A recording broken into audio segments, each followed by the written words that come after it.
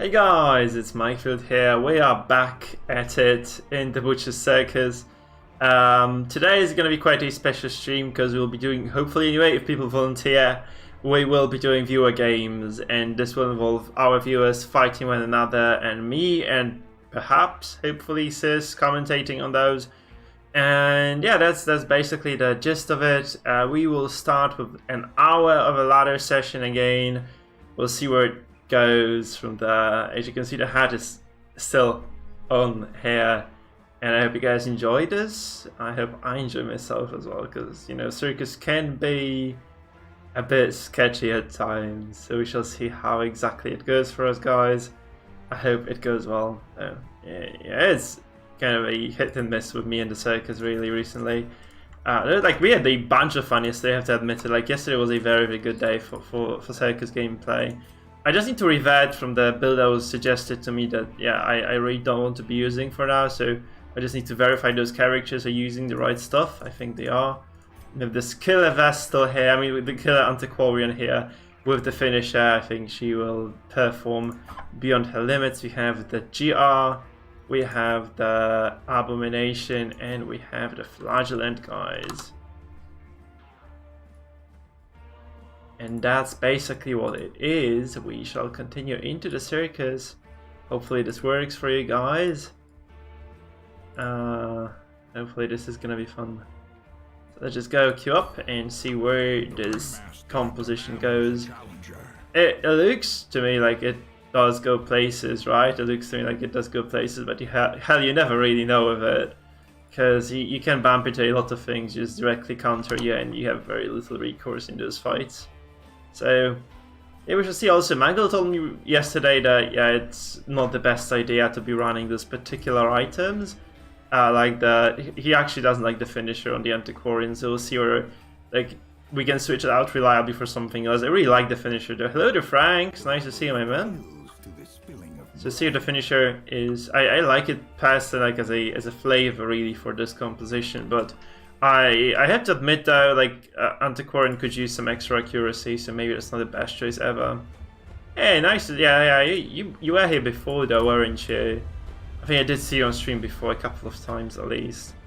We go first, we have the Leper, we have the crew. Oh, let's say this is exactly like one-to-one the composition by our boy Cloaked Goliath. He has a movement skill here, so I really need to just use my abilities here with the, you know, the Flagellant before I get shafted by this guy here. So I'm just gonna do it, right? I'm just gonna go. These guys have very high dodge, but we have decent accuracy here, so 55 and 90. Or you can just go for this. I'm just gonna go for this. Oh god, it's beautiful. Holy shit. This is a movement leper as well. It's crazy. Look at this shit. That's amazingly funny. Let's see, movement leper with a freaking thought. Right, so he goes for a stun on the A-bomb as well. So I guess I'm just gonna try to focus the leper down since I'm already doing this. And yeah, I think that's the reasonable thing to do anyway. He has no bonus damage against. Okay, beautiful. It's gonna be like a, yeah, that hits like a truck. Hey there, Vladimir as well. Nice to see you, my man. Thank you. I like the banner as well, my man. I like the banner as well. So if he activates this now, he already takes 10 damage. Also, he buffs the ballad, which means he's like a single 10 behind. I think he has to do it though. But yeah, just the idea that, you know, he has to use that is going to kind of push me forward a little bit. He's gonna, if he activates now, he takes 12 damage from the get-go. That's very high damage over time. And you know, he obviously has the net here, right? But so it's gonna push my Flagellant away for sure. But the sheer amount of damage I did anyway is really high, right? It's quite decent. I think it's quite decent. It's good enough. So I mean, he goes with the Herbalist, right? I don't know what he does. I don't know what he does with this, frankly, because he's gonna be in trouble with the Leper very soon, right? As a thing, he's just gonna be in trouble very soon. Please don't crit. Okay, he doesn't crit as well. That's beautiful. So, this stand being done and dusted, I think I have to just transform, since we'll be playing this as a stress game, I think. I mean, honestly, no. I should have activated the A-bomb. I just realized I should have activated the A-bomb for sure here. I mean, we do take him over the edge from the get-go, right? He is gonna take lethal damage almost from this. So if he just activates this, he has to heal first before he activates the leper now. Because he can't just purge me like this. There's like no way he can purge me here. And he's gonna take, you know, enough damage to drop to 0 with this particular setup right now. So that's very good for me. So what I guess I'm gonna do is perhaps just I could either just try to damage this leper even more, so that the healing doesn't help it. I think I'm just gonna transform. I can rage even. I can rage at this. Or I can just even drop the rage here. That should do the trick here for me. I can just rake even. Just, you know, do some DOT. You could just rage the jester too. That doesn't help me. I think I'm just gonna rake this. Because, like, he's gonna take enough damage from here anyway, I think, this, even if he tries to heal the leper now. So, if he just activates the leper, it's gonna be so much trouble for him, right? I mean, he has to drop Solemnity if he does. Okay. He actually tries to focus my freaking GR from this. That's okay, that's kind of bad done for me, right? That's kind of bad for me. So he can just dagstab me and finish this, right? I can just dagstab and finish this. That's very, very bad indeed. I should have just... that's really bad. Like, losing this GR so quickly is definitely not the best sign. But, you know, I think we just go hard here, and we did a lot of damage already as it is, so... No healing can stop this, right? I don't think any healing can actually prevent the leper from dropping to 0 very soon, so that's kind of the good sign here for me. And yeah, he goes for the deck step. He probably gets the kill. Let's say, well, 50-50 he gets the death, but he doesn't, okay. Now that's very good for me, because he wastes the Jester's move. But he has the finisher ready right now, so he can just... I mean, he has the finale ready. Hater lag. Why would you be skipping forward when I'm at a disadvantage? It's usually good. Thank you to follow, my man. Hater, Topish as well, nice to see you. Nice to see, guys. So you're already kind of showing up here. He actually purges me again. What a madman. So I hope he realizes that my freaking Antiquarian does have the finisher, right? I hope he does realize this. Okay, we see that's why you run the finisher on the Antiquarian. Destroy them. This is the goodest. The Gouda, guys. This is the Gouda right there. I mean, I could have probably just finished knocked back the Jester first, though. That's my mistake. He just gets the finale on my Flagellant right now, I think. It's quite likely he does get it, right? Yeah, 27 crit. Yikes. That's not great for me. That's not the best spot, because I did kill... Yeah, I think I kind of overreached. Yeah, I agree, Jake. I should have just redeemed there. Yep, I just didn't think about this. I didn't think that move through, I guess. I just didn't think it through, so... It's gonna be kind of painful right now for me to keep playing this fight, but we'll try nonetheless, That was definitely my mistake. Yeah, I didn't kind of think about this. This is my first game of the day, so I wasn't really kind of thinking clearly. Right. I mean, he has a not that healthy Crusader, and he has an Arbalest on the squad, so it's not that terrible for me, right? So I really needed to stun this so that he doesn't get my Grave Robber next turn. I really need to be able to just go back with her, right? That's definitely my mistake, Jake. Yeah. I didn't think it this through too. Well, I could have just redeemed. That was definitely my shitty mistake. Because, yeah, I don't know why. I just greeded for that kill. I don't know. It's like I should have just healed this. You're right. Hey, Marius! We're losing the first game, it looks like it anyway. It seems that we are indeed losing the first one, but that is very hard to tell. It's very hard to tell how it's gonna go from here. The stream is going fine, but it's like I don't think I have a chance. I have a good shot in this particular scenario here. You can flare this, really. You can just flare this, right? And just reveal the GR and killer next time. Because he has the finisher on his Jester, so he can definitely do that. So he can go for this kind of semi-guaranteed kill. He doesn't actually. He goes for the Antiquarian here. That's kind of weird. So, I mean that's good for me, right? I can just drop another bunch of stress and darts on those guys. So that's not terribly bad, I guess. Because I can just transform my A-bomb if he doesn't stun me here, right? Which is another bit of added value anyway. He does go for a stun though, so bye-bye turn. This just goes away. He cannot, like, since he didn't reveal though, he cannot do much here. So he's taking like super heavy stress damage as well. That's kind of okay for me, I think. 10 dex. It doesn't take me to 0. Yes, it does. Shit. Yeah. Well, what the hell do I do right now? So since we are probably gonna lose the Antiquarian anyway, I mean, I could just take cover right with her. I don't think that's the right move. I think I should just be doing damage here as much as I can anyway, since no, I feel like that's just the right thing to do. I fucked up super hard. You're right. I should have just healed with the flagell. I don't know why I didn't do that.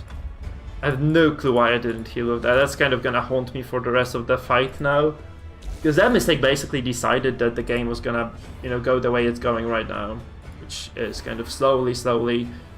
Oh my god, gravitating towards a loss. I think that's what it is. I wish that actually he had. I wish he had pushed my. I guess also another issue here with the GR right now, where. Okay, we get the kill now. This is a dead Jester, by the way. That's very good. So I was actually hoping for this to work, but since he pushes me, I had to just go for it right away. Right, it's very good for me, because also. This means that the Crusader is not only resolve broken, also at 0 HP. So it's not entirely terrible for me right now. It could have definitely been worse than this. But we got this very nice crit here. I was really hoping this would work, and it did. Okay, the Jester. Oh god, it's so good. Look at this. She actually dodges that as well. My goodness, that's so good. So I can actually just, you know, try to stun this as well. I have to stun this right now. I just have to stun the. I have to stun the Arbalest. Look, oh my god, we have this. We might have this. It was a lot, Franks, but this is because.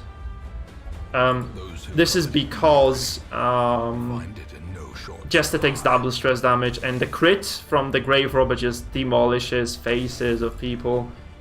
Okay, that's really good for me. Look, okay, I was hoping that he would do something worse than this. Okay, he probably kills the GR, right? That's kind of predictable. But honestly, this is a very good spot for us, because I mean, I can just drop the Festering Vapors here first of all.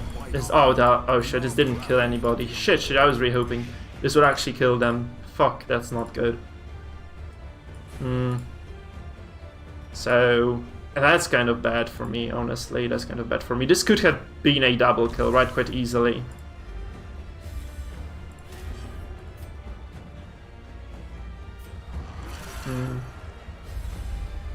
The abyss returns even the boldest gaze. Okay, we get the death blow here. That's beautiful. Oh, that's the perfect setup for me, because he cannot target the Antiquarian now anyway. Oh, we actually crawled our way back into this game. So see, that's how good this composition can be. Even in the most hopeless situation, we still persevered, I think, because I probably get the kill right now. I probably get the kill with my Antiquarian. Right, so I'm gonna just transform back out to human form and stun. And that's gonna be it, right? Jester is super, by the way, Jester is super vulnerable if he actually goes for the finale. He's so vulnerable against stress comps, right? Like, he just dies so easily. Dead. No, not dead. My god, what the hell is wrong with her? Oh, she has the minus damage debuff from this. It's kind of the problem, right? Okay, so he's stunned, so he just misses out on the turn. And we just go for... We have to just drop the Vapors and hope it kills her. No, it doesn't. Shit. Man, that's so annoying. Actually, it's so annoying. So... He can kill the Antiquarian now. I should have probably just Shadow Faded again. Oh, God. Come on. Okay, she's stunned again. Perfect. That's GG. Man, like, how am I doing 0 damage with this? I mean, I know how. It's just kind of surprising still, nonetheless. Okay, he just leaves. Good. It is okay. Apparently, I'm doing okay. I didn't realize I was doing okay, but right now I'm probably doing okay, since, you know, we didn't lose that freaking game somehow. I'm very surprised. By the way, Lag, thank you for the follow on Twitch. Lovely to see you there. I didn't notice that. I noticed the follow, I just kind of didn't process it on time. I'm kind of fucking slow today. Well, we are 1-0. Not the most deserved win in the world, but I mean, we didn't lose. Like, I mean, we made mistakes. Our opponent made mistakes. It was not a perfect game though, so I really should have healed with that flagellant. I have no idea what I was thinking there. I just chose the most greedy move. No, it wasn't a double bowl either, because we stunned this bitch. And we also had like full HP Abomination, and we could have just healed with Absolution twice. There was like no way in hell he was gonna outpace me at that very particular moment into the game. So, guys, by the way, we have a little competition going on today on Discord. So if you guys want to participate in the viewer games, Hater Agon, Hater Cherry as well. Guys, if you don't want to participate in viewer versus viewer games, then you can win those hefty, nice Discord titles for that. And that's the best thing I can offer right now. If you guys want to play against each other, I have a... so what we'll do is in about 40-50 minutes, we will start playing viewer versus viewer. We'll play 2 best of 3s like, between my viewers, guys. So the deal is... you have to go to the Discord and register. The first 4 people who register, who say I want to play against another player, it's going to be you'll be playing in a best of 3. So that's how it's gonna go. All right, that's basically the deal. So you go to our Discord. If you don't know where the Discord is, the link is in the description of the video on Twitch and on YouTube. I need to also find those. I have a TXT file with that, so I can copy and paste from that. I need to actually get a bot here. So guys, this is the link. If you're not on our Discord yet, just join the Discord. Say I want to play against other players, and no, you have to go to Discord. Yeah, in general chat, just below the message, but just below the stream announcement, and you'll be able to play another player. I'll just kind of match make you, okay? So you have to state your Steam friend code, you have to state your viewer name on YouTube or on Twitch, and finally you have to also state your rank so I can match you into those even pairs. If we have like more than 4 people volunteering, I'll just pick out of those who have indeed registered for it. The idea is though, like if you Mario's, you played yesterday against Mangle, so you are not eligible for that. Unless there's like, okay, if you are one of the only 4 people who volunteered, then you sure can play in the tournament. And I mean, tournament, those are just gonna be show matches, right, between the viewers. But if there are like more than 4 people who want to play, I will just pick somebody else because you played yesterday on stream. So we'll see how it goes. So we have like, yeah, I just want to give anybody a chance to participate. That's how it's gonna work. So if you guys want to participate in that event, you can just go to our Discord, say I want to play, and yeah, you'll be given a Discord title if you win.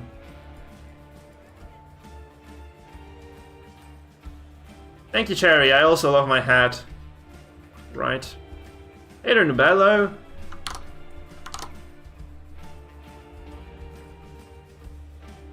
So as I said, guys, if you want to do the viewer games, go to our Discord. Link is provided. Hope you guys enjoy yourselves in those games. So Mario's, by all means, just let me know that you want to play. You can write that on the Discord general chat, right? And we will. I will obviously take you into consideration then. So I'll just pick. Okay, this is a veteran player. Those guys smash me into pieces every single time I play against. That's funny what they do.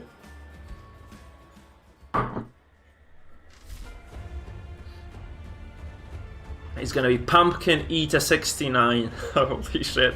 That's the best name in the world, though. You have to say this. That's the best freaky name in the world, guys. Pumpkin Eater 69. Jesus.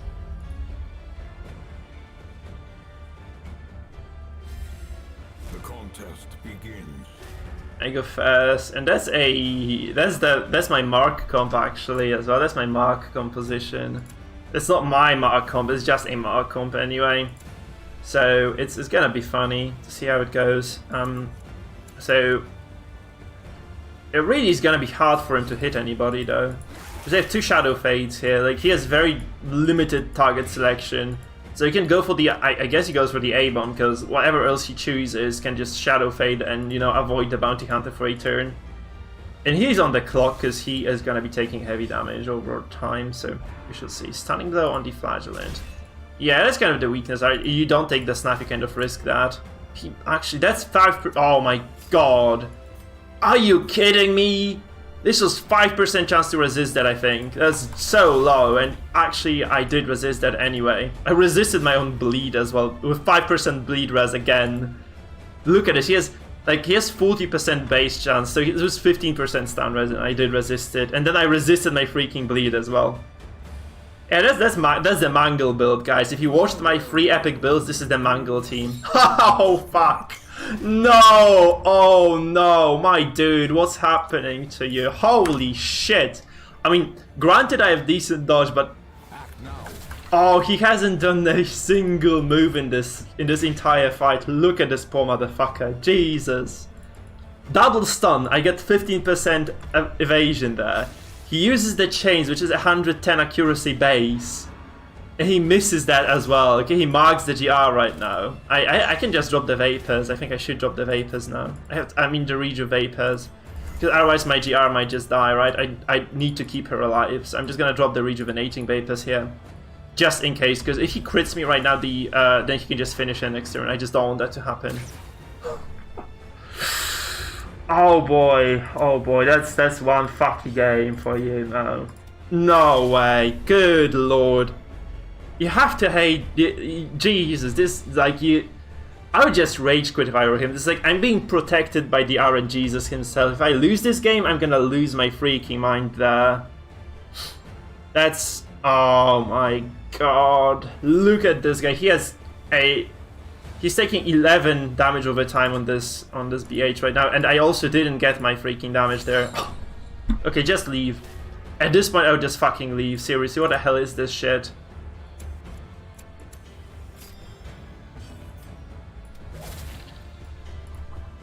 Yep, that's gonna be 0 HP now on the BH if he activates that.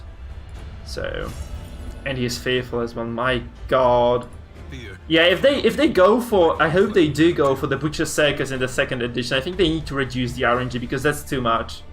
I don't know. I think like the second DD will have to think about the maybe more HP, less RNG. I think that would be good. Hello there, Amorte. Nice to see you, my man. Hello there, Salazar as well. Hello there, Just a Hunter. Nice to see you guys. Lovely stuff to see you coming back to the stream again. Oh god. Oh my goodness, that's so brutal for Endo. Unbelievably shitty luck for this guy. Seriously, that's just brutally bad for him.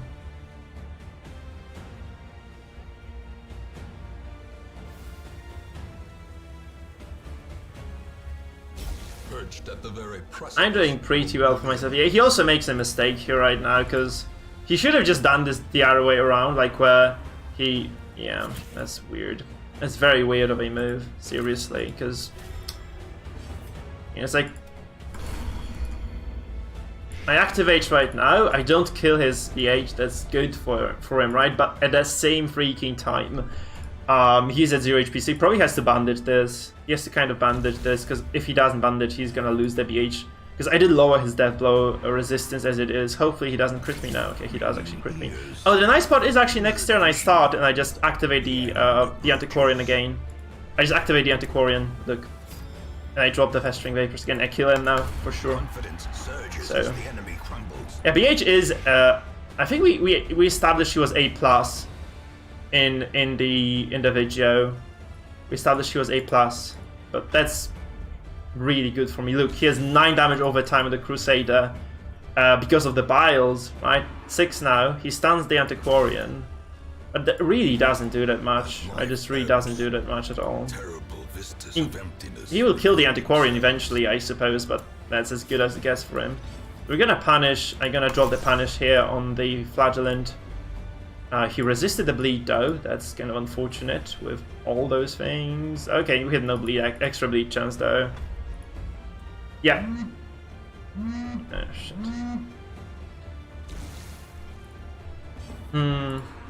Okay, so he manacles my album. That's something I... Okay, he doesn't get it either, because I have 75% stun res from the previous move, I think. Which also is pretty good for me, right?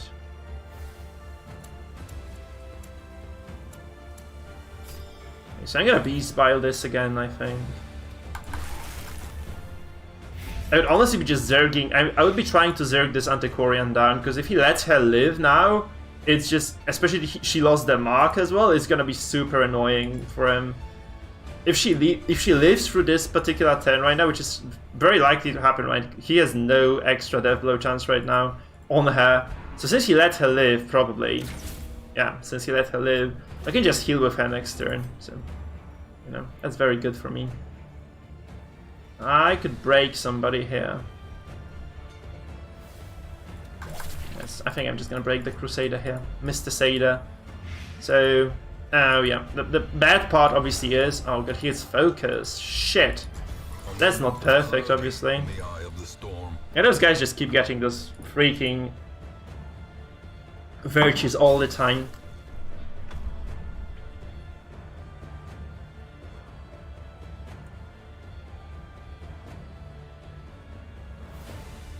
I might have misplayed my Abomination a little bit this fight as well. I might have misplayed him because... No, I got super lucky this game. Like, I cannot blame this. Like, yeah, okay, this is kind of bad-ish luck, but still okay. This is still fine.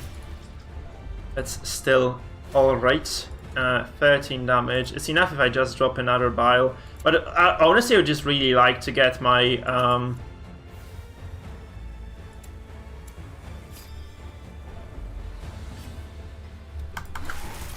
Yeah, I just have to keep doing it. I'd like to get my transformation, but I think it's more important to just threaten this Crusader a bit more. Yeah. I think we're still in a very good spot though, so... I don't want to move my A-bomb as well, so if I were to transform my A-bomb, it would just kind of put him in the danger zone, so I really don't want to do this. No, Rake is definitely a good skill, but just the thing about A-bomb is, like, A-bomb is surprisingly squishy, guys. Like, A-bomb is way more squishy than you'd expect, and this actually means that, yeah, you can just lose the A-bomb very quickly, so people don't use him for straight-up damage because of that. Because you can just really get punished super hard for, yeah, for just playing the A-bomb like that, for just playing A-bomb as a damage dealer, right? You just get punished super hard for that stuff. So that's why people don't do this, I think. Because like frontline A-bomb just drops dead very quickly against a lot of aggressive builds. Like it's like A-bomb just dies turn 2 usually. Oh my god, he has a crit here. Shit. I mean, that's the nice part about the region I still have, right? For a single turn. So I do actually negate that a little bit at least. I'm just gonna threaten this as well. I'm just gonna put DOT across the board here for him. It's gonna be hit. So that's good. See, that's why you regen turn 1 against this stuff. Right, so you regen turn 1 because this means for that composition that if they get you to 0 HP, you can always recover from this, at least partially. That's always good for you to have that possibility at least, right, to recover from those very nasty situations. Okay, he slams, which is actually quite good because this means I can actually heal as well. Right, I can indeed heal with my flagellate now if I activate him, so it's definitely good for me. I'm gonna drop Beast Bile here on those 2 characters again. That's some extra stress, there's extra damage over time, pressure that I apply, and this means like he has 19 DOT as well, and I do resolve break everybody except for the A-bomb, who is going to, you know, just lose its marbles upon activation anyway, so that's very good for me. Maybe I should have, maybe this was greedy, maybe I should have just activated the Flagellant though. I think he might go for a stun here. I think that's the reasonable play right now, just going for a stun on my Flag. Because if he dies, okay, that's stupid then from him. I think that's not reasonable at all. So what I'm gonna do right now, I'm gonna activate my own Grave Robber first. And I'm gonna heal later, right? So it goes like this. We go for, so he's gonna be a Death's Door again on this Herbalist. So let me just read the chat now. Who they go for? Against the Cloak Leper comp. I'd go for the leper, honestly. Very often I'd just go for the leper, but that's just kind of personal preference, though, I think. This might be just personal preference here. Okay, we have 0 HP, so I just have to redeem now. There's gonna be like a big one as well, look at this. Let's see. I mean, okay, that's not huge, it's good enough, though. It's like a almost full HP heal for the Grave Robber. That's enough for her, right? He probably shouldn't be able to take me to 0 anyway. I usually would go for the leper though, but you have to control that fight. Depends on what you're also using. What comp do you imagine play against this Zoko? Because it really depends on the composition you're using as well. If you have like a stress comp, I think it's good to just kind of put some pressure at least on the enemy. Hold on. I need to focus on this right now. It's 17 damage over time, so I can just transform and just wreck his face a little bit, I think. I also need to apply some stress right now, so that would be a good way to apply some stress. So you go, if you're full damage, and I guess Jester could be a good objective. If you have a Jester of your own, you can go for the Jester. If you can keep the leper back, you just go for the Jester as well. Just make sure you don't take lethal damage from the Jester, and you should be Gucci. And that's what I would be doing anyway.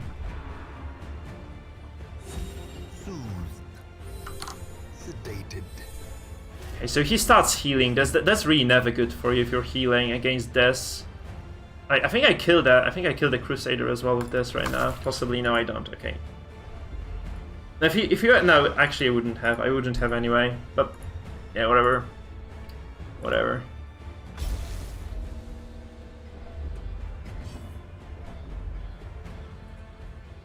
He's in a very bad spot right now. He got shafted super hard by RNG. This would have been a very different fight if he hadn't missed all those things turn 1. It was really brutal for him to just experience all this bullshit, but yeah, that's how this game sometimes is.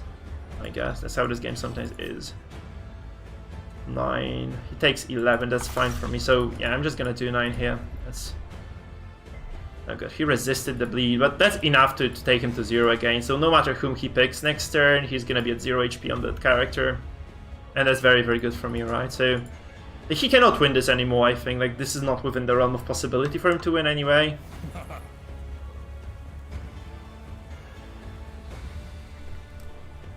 Let's see what he does right now. I mean, like, he has very little he can do in this right now. I imagine he just loses this turn even. I mean, no, not this turn. He just loses the Crusader for sure, almost. I don't think there's like any recourse whatsoever for the Crusader alone to sustain through this. Doesn't look like it to me. 4. I think I just go for a punish again here on the A-bomb then. He goes to 0 on the Arbalest anyway, so I'm just gonna threaten the Arbalest too.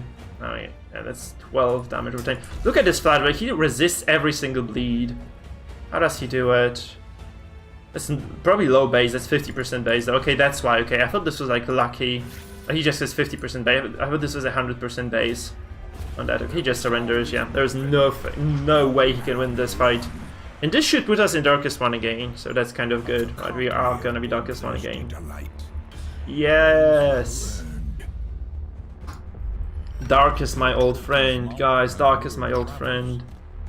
But this guy was so freaking unlucky. My goodness. Poor guy. Yeah. I need to add this as a composition too, by the way. This is the Mangle.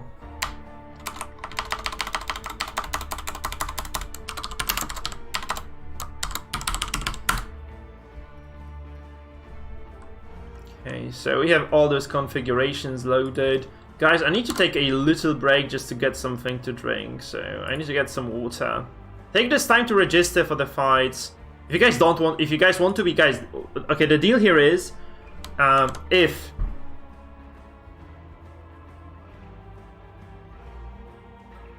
you guys want to participate in the viewer games, so we'll do like viewer versus viewer. Guys, you have to go to our Discord and just say, I want to play a game. And then you have to just complete those instructions. So you have to provide your Steam friend code, your Twitch or YouTube username, and finally your rank, okay? So you just go to the Discord and you fill in the gaps there, and then you'll be playing, like, I'll match you against another player.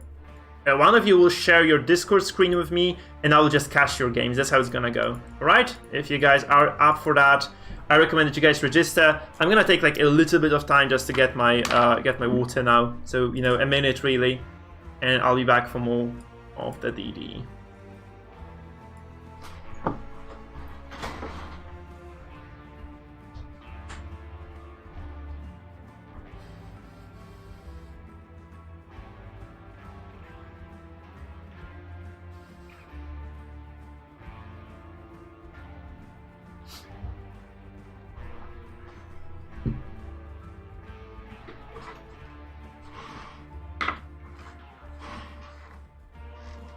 And back, here we go. As I said, a minute was enough. Demands a challenger. Thank you, Xanax. I'm glad you like the hat.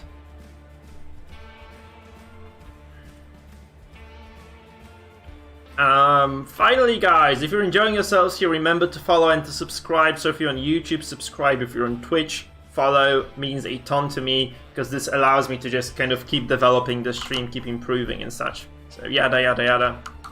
Long story short, remember to do those social things. They just help me. Finally, we have an option to donate if you guys would be so kind as to, right? I'm also, I think I might be getting the, because I got the feature on YouTube to get the memberships for my viewers. So you'll be able to kind of subscribe to me on YouTube, which basically works the same way as it does on Twitch. So you'll be getting some extra emotes, some extra viewer powers, and yeah, if you do like join the family on YouTube, which probably is not that bad of an option. And I think I'm gonna make it like a free back subscription, because I can decide on the price. So I think I'll go for like free backs per month. Sounds quite decent. So we might do that.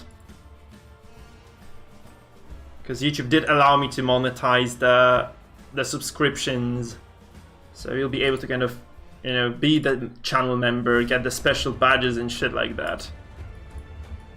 By the way, guys, do you actually subscribe to any YouTubers, or I mean, do you just kind of, you know, use the subscription option on Twitch to kind of, you know, support anybody? Like, do you guys use those options or not? Because I was actually like, personally, I'm only subscribed to Wardy, who does StarCraft 2 content. So I do that because he's like, I subscribed to him like twice already, like 2 months. So he just does amazing job for StarCraft 2. Oh my god, what the hell is this shit? That's a riposte comp as well. Hold on. That's just kind of crazy. It's double stun. That's very bad for me because I have no stun resistance. Shit. Yeah, that's not good. Boom. So let's Mangle Stress. Let's Mangle Stress build 1-1. With the exception that Mangle doesn't like the finisher on the Antiquarian. Yeah, he goes for that for sure, right? He just goes and tries to take my my Grave Robber down. That's not good for me at all. I'm gonna Reign of Sorrows here. Just try to get this Jester and this Vestal low. It's gonna be super challenging actually to get the Vestal. I think I should have, like, that's what Mangle does always. He just picks the Grave Robber on the very first move and just tries to pin down the Vestal as soon as possible. Cool. Ouch. Oh my god, yeah, that's Vendetta as well. Jesus. It's Datish. Oh, that's Datish. Shit, that's Datish. Holy shit. I didn't notice it was Datish indeed. Holy crap-a-roley. So he's kind of playing the comp I play. He plays the double stun core here, right? And he just uses the Highwayman. I use the Grave Robber instead of the Highwayman because I think she's just a bit more reliable, but that's very strong anyway. So this should shit on me. I think this should shit on me overall. Oh, I really crit though. That's very good. Anyway, this cancels out the riposte. That's not good. That is not good at all. So he probably just chain stuns me. No, he doesn't. Actually, that's very nice then. That's good for me. Super good for me. And my god, that's crits as well. This shit crits. Oh noes. Oh noes, oh noes, oh noes.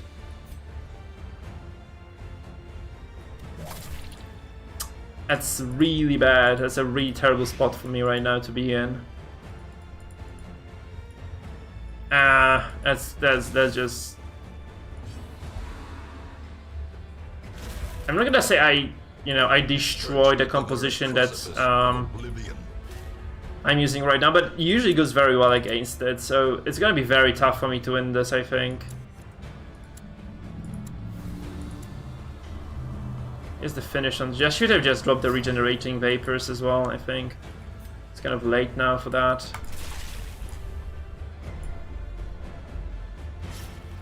It's also like he dodged a lot of the damage that I was trying to kind of do across the board. Yeah, but I have no obelisk. He probably gets a death blow here as well. Yeah, that's what I would have done as well against the Abomination, so...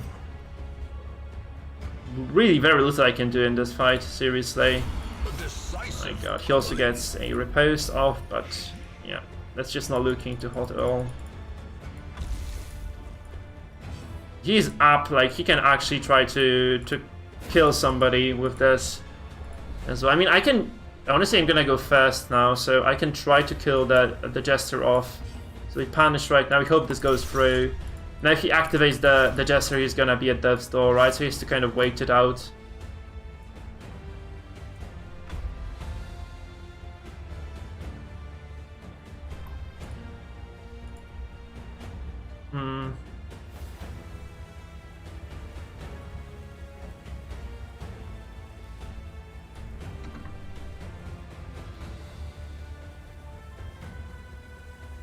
I mean, stuns, so Vestal goes very well against Jester because she has like very high accuracy. So Dazzling has 100 and this stun is 15, so 115 accuracy on this.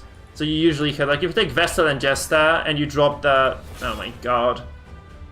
And you use the right skills at the right times, then you usually just should be able to win those. Win in those scenarios, right? I think. Because Jester then just never gets to do anything. Also, if you play those high control compositions with Abomination, for instance, and just get some extra accuracy for the Abom, you are usually gonna be okay as well against that sort of stuff. Oh my god, that's not looking too good. Like, this is looking so bad for me. Terrible vistas of emptiness reveal themselves. Cannot target me here though, that's a good part, right? He cannot target me, but I just don't see this working out too well. The buffoon is flummoxed. If he point blanks me here, I can heal next turn, so it's not terrible for my Flagellant, right? I'm actually surprised he never targeted the Flagellant with stuns, because... Oh, that's a bad move. Because this means I can actually heal with my guys. So he can actually stun my Flagellant, kill him with Finale, that's the bad part. I would, if I were him, I would just try to heal the Jester here, honestly. I mean, if he stuns this, I might lose the Flagellant. But the thing is, I also get the damage here. Because I can just, you know, I can probably kill the Jester with my Vapors now. This turn, right away. If that's 50-50 death blow here. Please go through. My god, okay, that's terrible. That's GG then. I really needed that. Yeah, I really needed that to go through. It's like, I had bonus accuracy as well from the finisher, so... Tough luck, I guess. Tough luck, GG. This is no place for the weak or foolhardy. So not only does this composition directly counter me, I'm also... Yeah, I'm also kind of unlucky here, for sure. Fight on.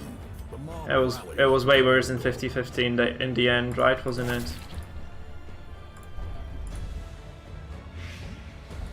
Because this directly counters what I have, seriously. That's like double stun. I have very little stun resistance because there is not that much stun in the meta right now, so I'm just kind of playing this comp. And he just does the right moves, right, and he wins. That's kind of the gist of it, really. That's kind of the gist of it. Yeah, also crits kind of doesn't help me either. But on top of that, like, if I had been able to at least kill the Jester there, this was gonna be an okay situation for me, because he probably wouldn't have been able to kill my Abom then. I mean my Flagellant there, right? But it just didn't work. It just didn't work. So it started like the Highwayman crit on me, and then it just kind of went from bad to worse. So yeah, I need to dodge something for this to... Okay. Oh, she death blew herself. Oh my god, are you kidding me? Is this real life? She seriously just death blew herself. Holy moly. Oh, that's unbelievable. I have to just try to kill this Jester right now. Please die. Oh, he doesn't die. Fuck. My god, that Vestal just killed herself from the affliction. Oh my goodness, that's so funny actually. Holy shit, can you believe that stuff? So she got the death blow on herself. He has the Wicked Slice, so he can probably kill my GR right now. Please don't kill her. She doesn't. Cool, so I heal right now, that's not bad for me at all. But he has a finisher on the Jester, so he just does damage to my GR right now and then he finishes me off later. So oopsie doopsie, right? That's not gonna be good. No way in hell this is good for me. Or this ends well for me anyway, right? It's just not gonna happen.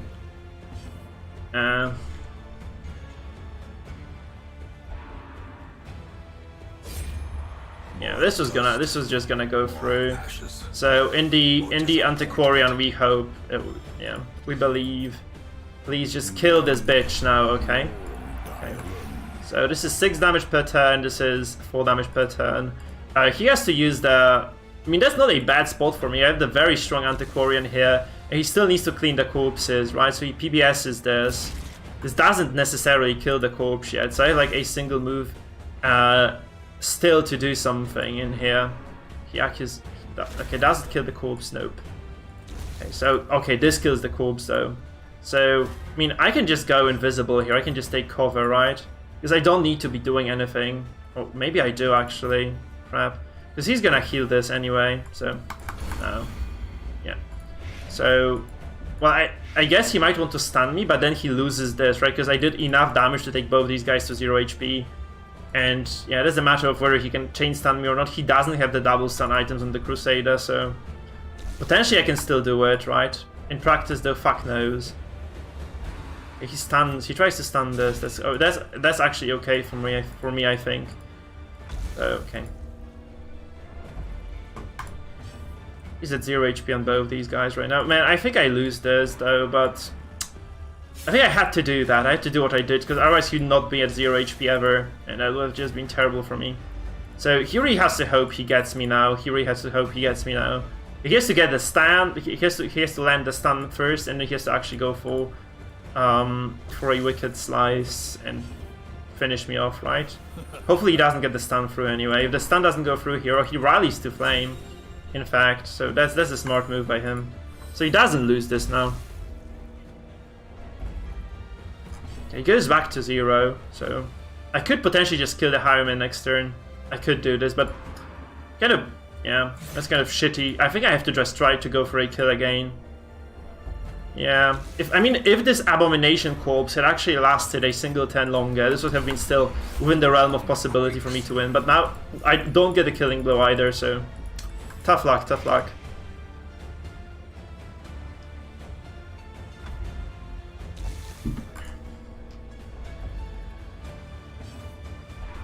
That was closer than it was closer than I thought it would be. It was gonna be, right? So I think this is still okay. That's an okay result for a fight going kind of unfortunate for me at some point. Please don't take away my Darkest Man rank. Okay, didn't. Yes. Alright, it's not bad. That wasn't terrible.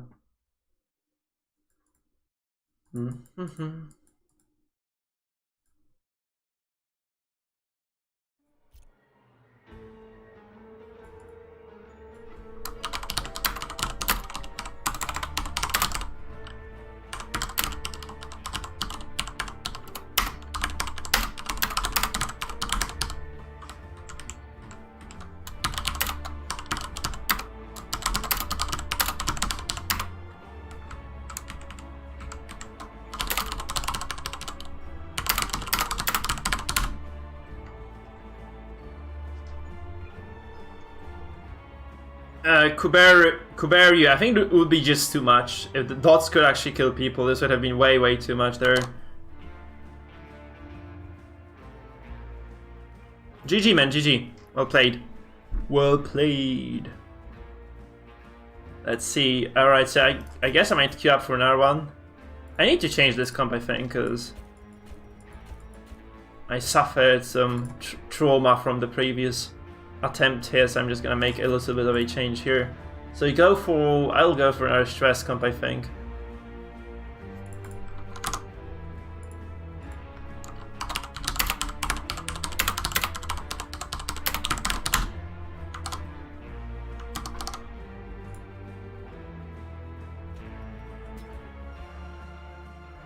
So it's gonna be MAA here and a Houndmaster as well, right? So that's basically the composition for me. I think this is exactly it, right? And Houndmaster in rank 4 can be super obnoxious for a lot of people. That's kind of a nice thing about it. Like, Houndmaster in rank 4 is just unreachable, and he just does so much stress and dot. It's ridiculous, really. Okay, we need the Insignia here because we were running the funky build yesterday, and I really feel like this just doesn't do enough. You know, this just doesn't make that much of a difference. And the Insignia just do so much for you. So I always use this, because mostly for the debuff chance, right? Mostly for the debuff chance. So I could drop Command, I think. I don't think I'm using Bolster all that much. I could just drop Bolster perhaps and just go for Retribution, or drop Command and go for Retribution. But like a lot of dodge combos just screw me over. Maybe I'm gonna try dropping Bolster here. Maybe that's not the best move in the world. I'm probably gonna instantly regret that as well, but I'm gonna go for it anyway. So okay, actually I have the setup memorized. I know what I'm doing. I can just use this, right? So Zedus by Vlad as the comp load. So it loads the trinkets as well, which is very, very sweet, right? It does load the trinkets.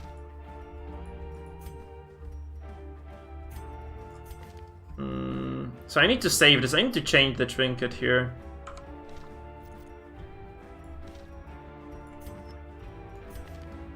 Trinket choice here has to go Bre. We need to make this little change in the Crusade, I think. Just go for this extra protection. I think this is mostly for protection. The stress is just added flavor, guys. So I need to save this. Crusaders by Vlad, yeah.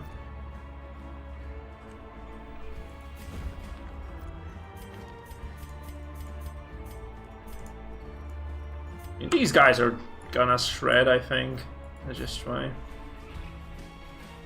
Let me just check, wait, hold on, to see whether those guys have the right items equipped. Because as I said, I was kind of messing with the compositions yesterday. Because of Mario. The ringmaster Mario's, that is, so... yeah. Guys, again, we will be playing after this game right now. After this game that whenever I finish this game, we'll be playing viewer versus viewer games. And to register for that, guys, you have to go to our Discord channel and just say that you are interested in playing, and also fulfill all the things that I've listed there. So you have to list your Steam friend code. You have to list your rank. And list your name on YouTube or on Twitch so that I can identify who is playing ASCOM.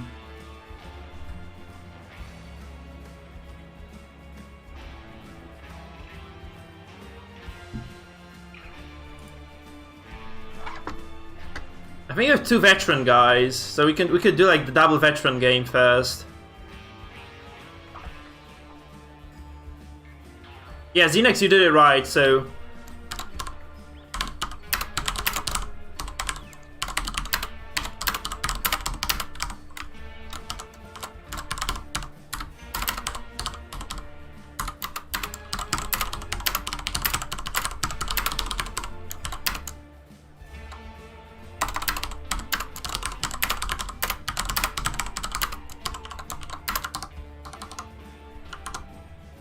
I'm just trying to communicate that to the people.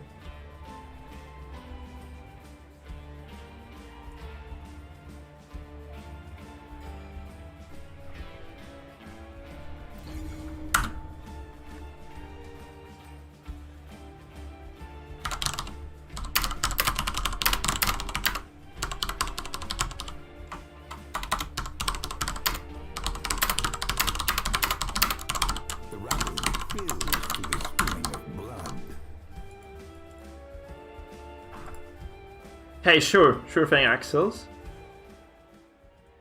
Yeah, right, Marius, right. Because you, Axels, and Xenex, you both are veteran rank.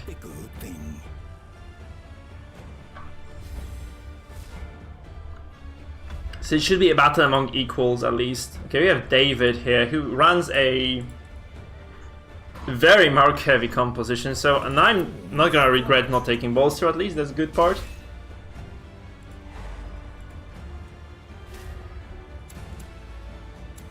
I think I just have to bellow from the get-go, right? Just bellow to lower the damage this guy can deal to me. It's quite important.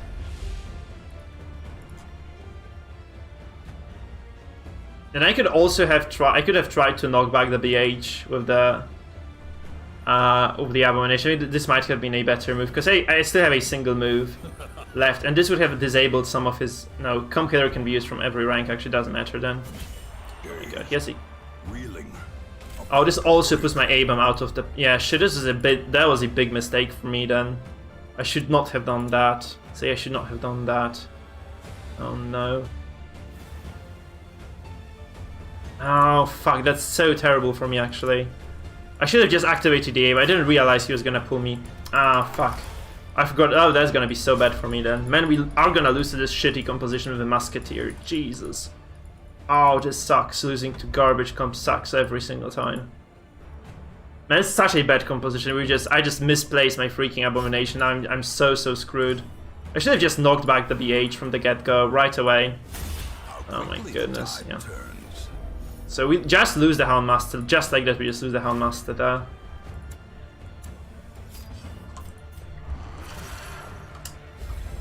Festering fear consumes the mind. That's really bad for me. Like just losing the HM from like this way, that's just gonna suck so hard. Yeah. Oh my god, he doesn't even need to use the BH then. Fuck me. Look, and he goes fast as well next turn. He just has full control over this right now. There's like nothing I can do about this.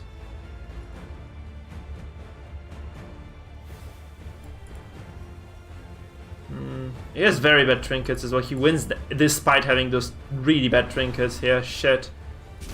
He has the finisher as well on the Arbalest. Look at this. Crazy shit. It's absolutely nuts. Okay, I need to just move this before he destroys me again.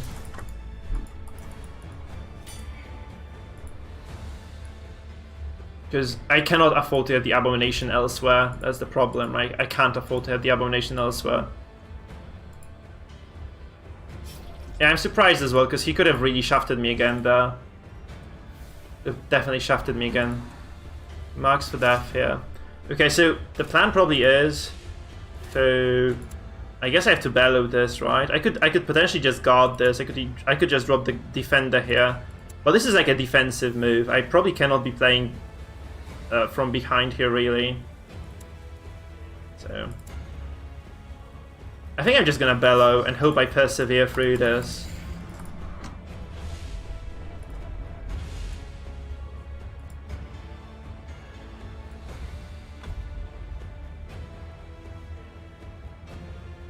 It's such a bad composition. Shit, if I had played the previous one, I would have destroyed this guy. But right now, I'm like, why does he Illuminating Flare? He just wants to cleanse the damage debuff, right? That's just what he does here. And just, oh my god, he dodges that. Shit, I really needed that stress to go through as well. He has 5 fucking dodge. How does he dodge that? Oh my goodness, that's so annoying. Oh my god, another crit. Shit. Oh my god. He doesn't have any crit items here either. That's so fucking ridiculous. I mean, he has 9% crit chance plus whatever base, like 20% crit chance. He just crits every fucking shot there. Every fucking shot. Holy shit.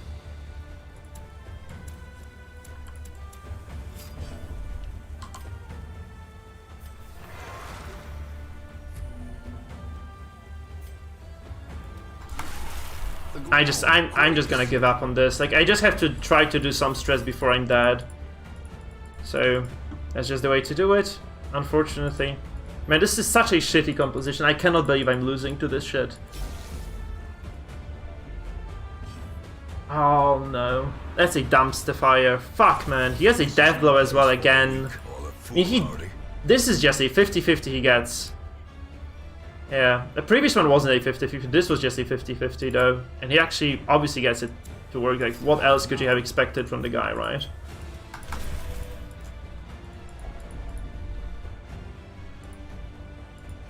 Yeah.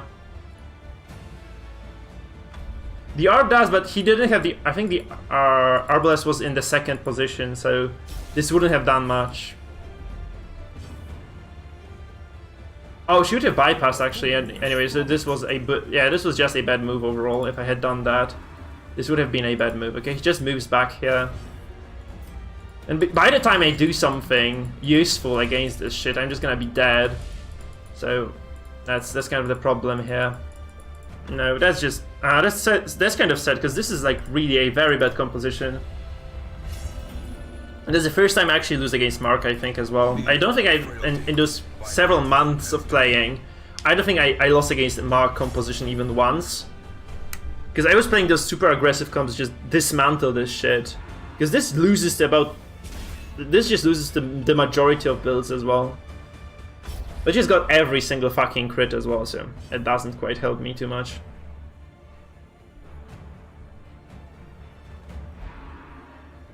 Okay, he moves again. Why does he move? Guess it was just out of better things, so he just decided to move there, so. It's minus 40%. He will have to remove the debuffs again, that's a good part. And he is taking a lot of stress as well, so that's just not enough, I feel. That's just not enough. If I had actually been able to get the double, I could have done this as well. I could have just tried to get the double rotation on the A-bomb, I think. Before the A-bomb was dead. So if I had been able to just transform for the second time, this would have been way better. Got Mark, yeah, that doesn't help me at all. Why doesn't he finish my... Why does he go for the finish him on the Crusade? He could have done a copious amount. Like, he could have done so much damage there. Obviously, no, he can just kill me now here. That's the problem, right? He has enough damage to just demolish me. And that's so sad. Please just eat. Oh my god. Couldn't she have moved forward? Crit! No, look at this. She doesn't crit for the first time. He doesn't crit with a freaking damage shot there. That's just ridiculous. Please act out. Act out. Act out. Crit! No. Oh my god. Magic. Magic, guys. Fucking magic. The fact that he's not critting me there is just unbelievable.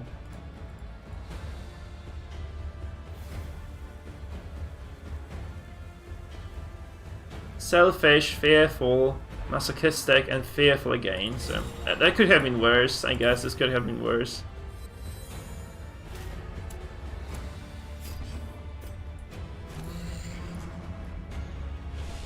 Okay.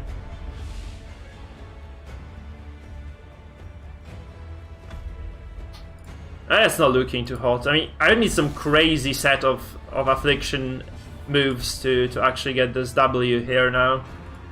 She would have, yeah, she need to, oh, she cannot move forward, right? She cannot move forward. Like, that's just not in her set of moves. She doesn't have that available in her moves, right? She cannot move forward at all. She can only move backwards. Both these characters can only move back, not forward, with their move ability. Please pass or something. Okay, that's semi-okay. That's semi-good. I do lose this now. I do lose my Man at Arms, unless this guy acts out like twice here. He can just stun my Crusader as well, so... Oh, pass, no. Move forward, that's not good. Dead. Another life wasted. Man, it's so sad, seriously, this is so fucking sad.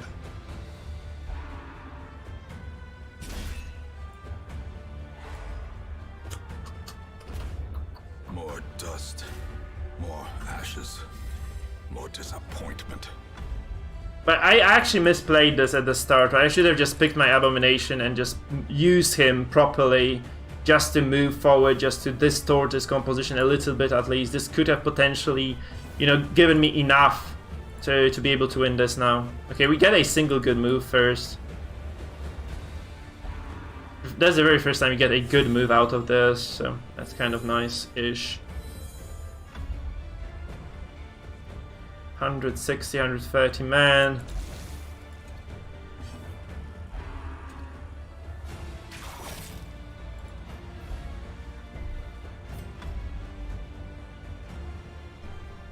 No, I have no words for how bad this is for me. It's just so atrociously terrible. Holy fuck.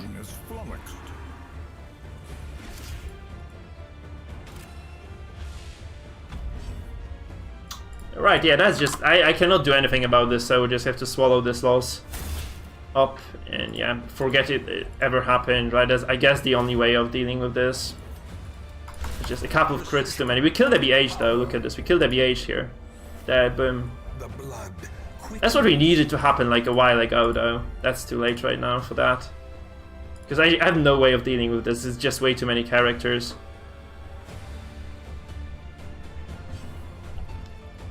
Oh god. He Holy Lances. Now he gets like multiple turns of actions. Like he passes on this. That's just too late. Imagine this happening before, like when all my characters were still around, right? If those guys were to pass a single turn there or something, it would have been okay. But now it is just kind of irrelevant, really, what those guys do. It's really just irrelevant as far as what those guys do right now. As life ebbs.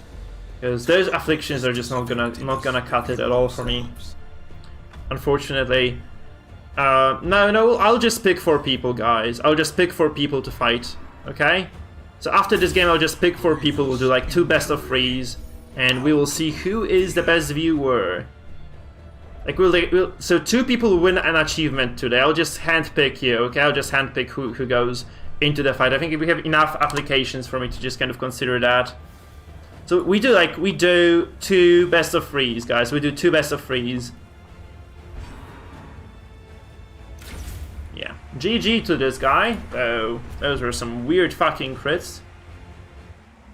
Goodbye, Darkest One. It was nice when you were still around. Jesus, we lost to some garbage composition. Seriously, he wasn't even playing this too well. Like, fuck, that's just annoying. That's just annoying to experience that. Well, guys. So.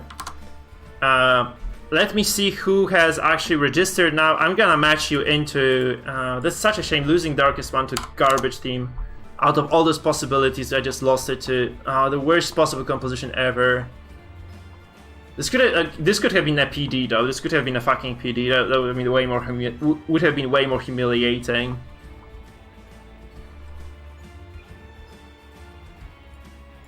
Okay, so Axels, are you still there?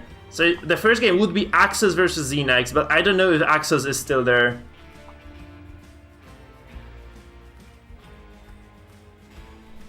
Axels, are you there? Axels.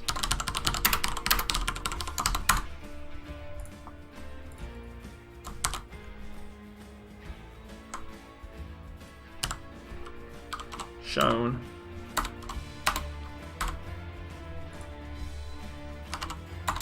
I just need to communicate with people, and then we'll get started with the viewer fights. Or you can play if Axis isn't here, we could do Xenex versus Assorted Chaos. Okay, so since Axis isn't here apparently, so Assorted Chaos and Xenex.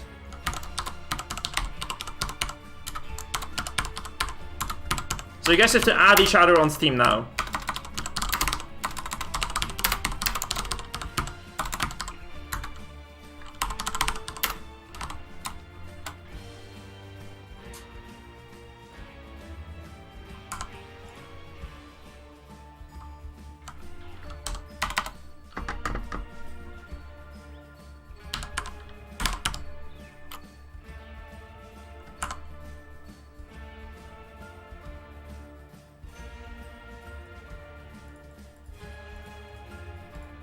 Okay, so Xenex, I'm gonna message you, okay? I'm just gonna message you so that we can go into a voice chat.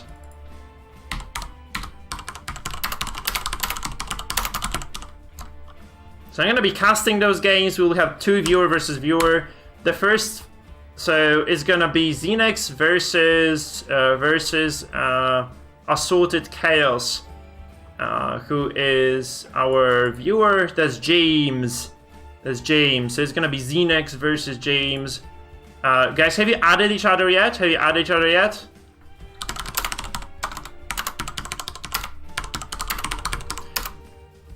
So guys, the rules are as follows. You are allowed to change, so we're playing a best of 3. This means we play to the first, so that's gonna be the first person who gets 2 wins on the board that wins the entire matchup. The rule is that you can pick the composition between the games. You can change your team in between the games to whatever you guys want to be changing it to. So you're gonna be, playing 3 different compositions across the board. Axis, unfortunately, you're late, so we're playing against somebody else. I'll just match you with another player, okay? So, Axis, you will be playing. You'll be playing. Let me see.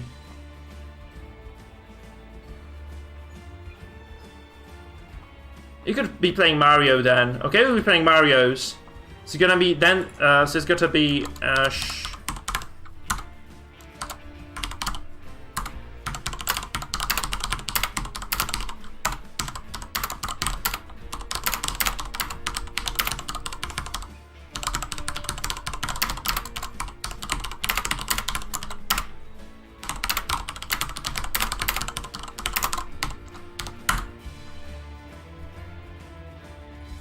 Okay, so I guess I wrote you a message on Discord.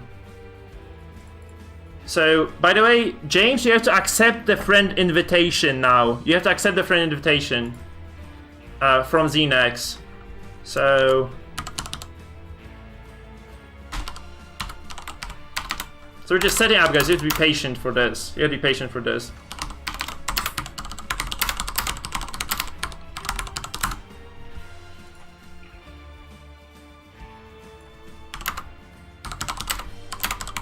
I need to get some water, guys. I'll switch to the streaming setup in the meantime.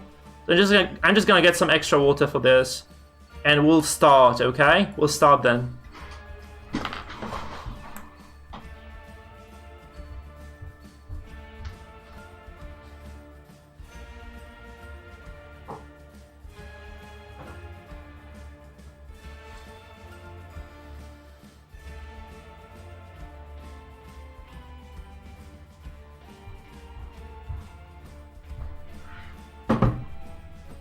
Okay, I'm back, guys. So we're gonna switch to Discord when those guys are ready to go. I'm just gonna call Xenex right now.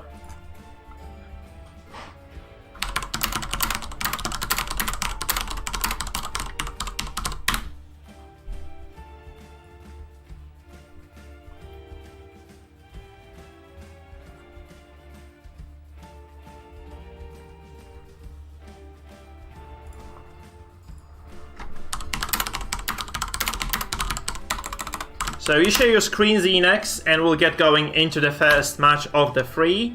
So it's gonna be a best of 3 between Xenex and Axels. So hold my beer for a second.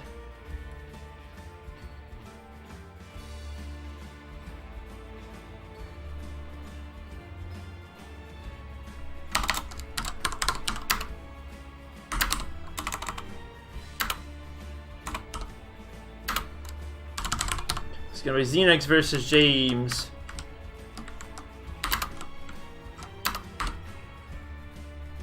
So yeah, okay, I'm setting it up for the future. Okay, guys, I'm ready. If you are ready, you can go. So wait.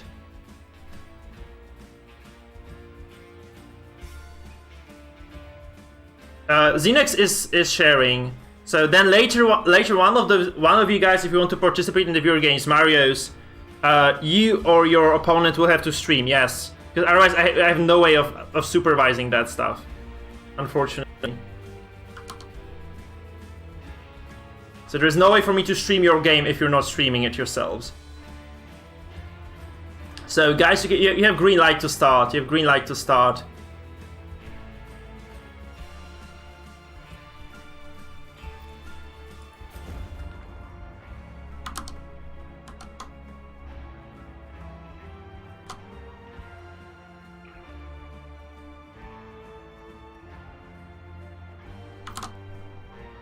Okay, so we're loading into game number 1 between Xenex and Assorted Chaos right now. I'm going to switch on the my own tutorial in my game. So we're going into the game right now. So we get some sound. I'm just gonna switch on my own client's music into the battle music from Darkest Dungeon. So we have Xenex on the left. We have Assorted Chaos on the right. Both players are veteran rank.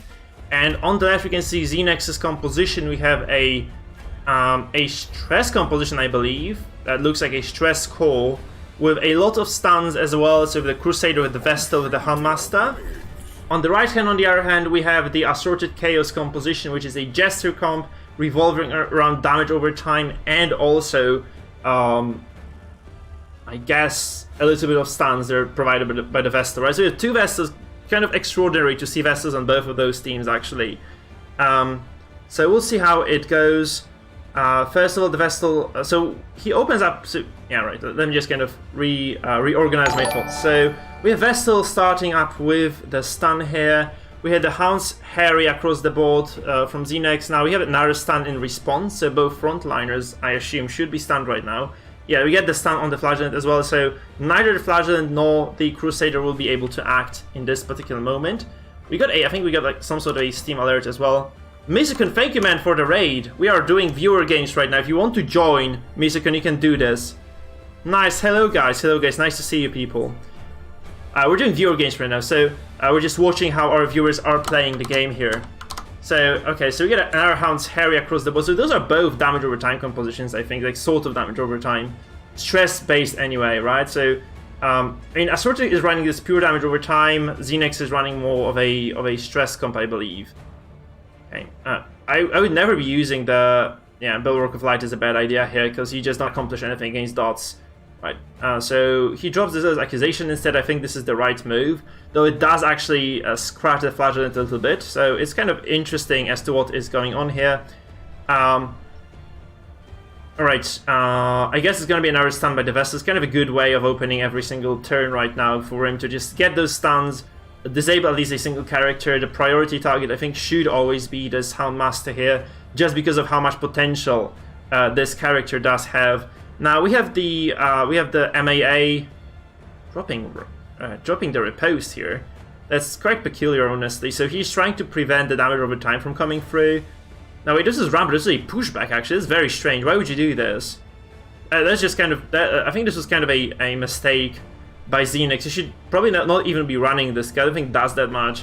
You could be using the Retribution here for sure instead. This would be way better for you overall. Now we have the Flagellant here of Assorted Chaos, of James, who drops the Reign of Sorrow on the backline of Xenex.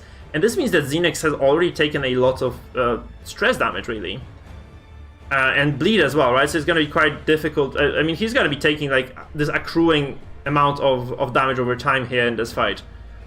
Okay, he responds with a stun that doesn't go through as well, so it's gonna be very, very dangerous right now for Xenex. I think because Xenex needs to do a lot of stress here in this fight to win. He needs to get he needs to do 800 stress total. It's gonna take a while to get that. He actually needs to do way more than 800, so yeah, in this case I would definitely put my money on Assorted Chaos' team because he just has way more tools at his disposal. It's kind of peculiar right now, isn't it? Alright, so we have the Jester going forward right now, I guess, with the Derek Stab, because he wants to set up for the finale here, which he does indeed do right now.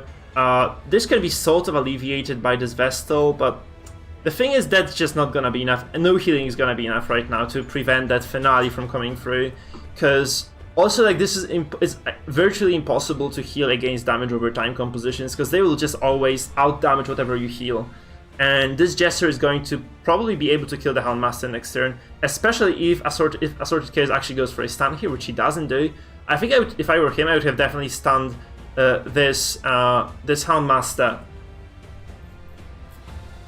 Okay, you get the Bolster here from Xenex right now. That's kind of late. Oh, no, never mind. He guards. Actually guards this Houndmaster to prevent the killing blow from the Jester.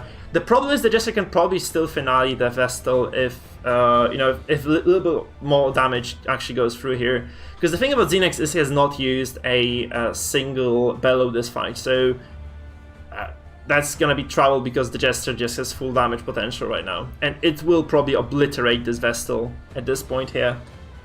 So the Flagellant can also heal somebody to full HP, or near full HP anyway. This is gonna be very, very difficult to manage right now. So no matter what happens here for Xenex, I think he loses a single character. So yeah, there's just gonna be too much damage. Look at it, five more right now. That's just a dead Vestal if I ever saw one. So he just cannot prevent this. There's like he has zero chances of survival at this point. I think he has not done any stresses. It's 10 number 3 guys, and this should mean that at least a single character is nearing afflicted status right now, and nobody is even halfway through. So for a stress composition not to have done anything at this stage is just, this probably means death, really. I would have just finale'd. He could, like, Assorted Chaos James could have finale'd the Vestal, I think, because she had like such low HP there. There's like, oh my god, that's, yeah. This maybe takes her out of the damage zone, right? But the thing is, remember guys, you can always remove the guard by using the Vestal to stun somebody, right? That's kind of the biggest issue right now for Xenex, since the Vestal can just stun someone and then the finale can just come through again. So, and then there's basically no recourse for this Helmmaster. So 70% death, 70% stun resistance is not going to be enough for the Vestal here, I think. So, what is, I think, the move here for Chaos, right, since he has double stun items, is indeed going to be the stun on the MAA and then the follow-up on the Houndmaster with the Jester there, with the finale, or even with a Derek Stab. So, obviously the counterplay here is that stun on the Jester that unfortunately does miss, and that's going to be big issue for Xenex right now, because this means he just loses the Houndmaster. And guys, even though he is the one playing the actual stress composition, I think, the stress-focused composition, Xenex has endured way more stress damage than Assorted Chaos has. As finale that comes through, and it's just going to be brutal from here. It's just going to be absolutely brutal from here. So that dodge has basically sealed that deal, I think, but that was just the nail in the coffin for Xenex. Xenex hasn't been doing that great in this fight overall. And guys, stress struggles against damage over time, I think. So you just have to kind of take this into consideration. Like, this is basically the case of rock, paper, scissors, and Xenex hasn't done that great job of you know, just inflicting the stress across the board either. So that's kind of destined to be a very bad situation for him right now. Because stress will naturally just kind of lose against this. I think stress will just naturally lose against this stuff. So since he doesn't have the snuff here on the Flagellant, I would just use the Exsanguinate here from the get-go, because you can still just get stunned by the Crusader right now and, you know, just drop dead before you get to act next turn. Or even the Vestal can stun you, right? I would just go for a stun with the Vestal here on the Flagellant and just try to finish it off later. It just doesn't do it though, because I think the Vestal, yeah, he has the Writ of Execution. So that's kind of a bad move, I think, by Xenex as well. He should have stunned the Flagellant first, and then he could have gone for the finish with the Crusader. On the other hand, however, you know, Assorted Chaos does have that stun on the Vestal. Also, he has the heal on the Vestal, so it probably wouldn't have worked anyway. There's like very little he can do really here. So Exang goes through, this heals the Flagellant to 18 HP, and that basically is the game being over. I think that there's like very little that Xenex can do here. Also, you have to note that Xenex's Vestal doesn't have that much stun at her disposal, right? She's running the healing idol, and she's running the snuff herself. So that's probably not the optimal setup here. So Tosov, hey over there, hey there man, hey, nice to see you. Also, here like a single follow there, I think, by Kurenia on Twitch. So thank you, Kurenia, for the follow, my dude. That's very nice of you. Okay, so let's just see how this kind of develops from here. We get the Bellow coming through. It's just not gonna be enough. This is like too little, too late, I think. And if this had happened like way before this, that would have probably been salvageable. But right now, there's like nothing that Xenex can potentially do here at all. That just doesn't look so good. Look at this. Like, I don't think that there's like any way for Xenex to win this right now, because he has taken way more stress damage from a non-stress composition specifically, right? This is not a stress composition by Assorted Chaos. This is like damage over time, and he also just loses this through the damage, right? So it's just a very poor situation for Xenex here. And yeah, that's just this looks kind of hopeless right now. Honestly, it just looks kind of hopeless. So another heal goes through. But it's just kind of delaying the inevitable, right? Hello there, Shadow. Nice to see you, man. Nice to see you. We're doing viewer fights right now. We're doing the viewer fights. The viewer fight number 1 is Xenex versus Assorted Chaos. And that's the first one, which is a best of 3, by the way. The winner of the best of 3 gets the exclusive title on our Discord. So either Xenex or Assorted Chaos will have that exclusive title after they finish the best of 3. So one of them has to win at least a has to win at least 2 games in this series. Yeah, maybe. I mean, not necessarily. I think if you can anticipate the Jester finale, that's okay. But if you're just in a dire position overall, in a dire spot overall, I think there's just like that shielding doesn't help you that much, right? Usually, like if Xenex, like no matter what Xenex was, it didn't matter what Xenex did there. He had already sustained too much damage because of how much damage over time Assorted Chaos's composition has. I think that's the major deal here, really.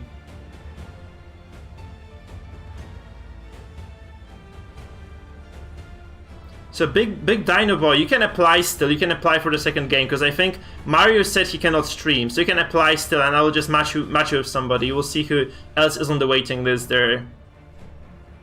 But you cannot play defensive against the composition that Assorted Chaos has, right? There is no way you can play defensive here because we'll just get obliterated then. Any defensive play is always gonna get punished super hard. That's basically the rule of thumb. That's basically rule of thumb here, right? You just lose those fights.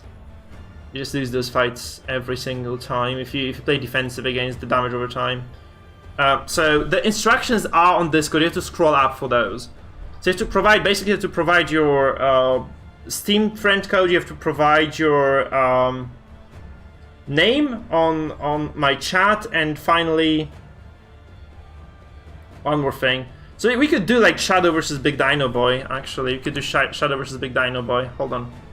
Oh no, I cannot close this right now, guys. You have to wait. You have to wait for the game to finish to sort out who plays the next best of 3. Hello there, Mangle. Nice to see you, my man. It's lovely to have you. Lovely to have you.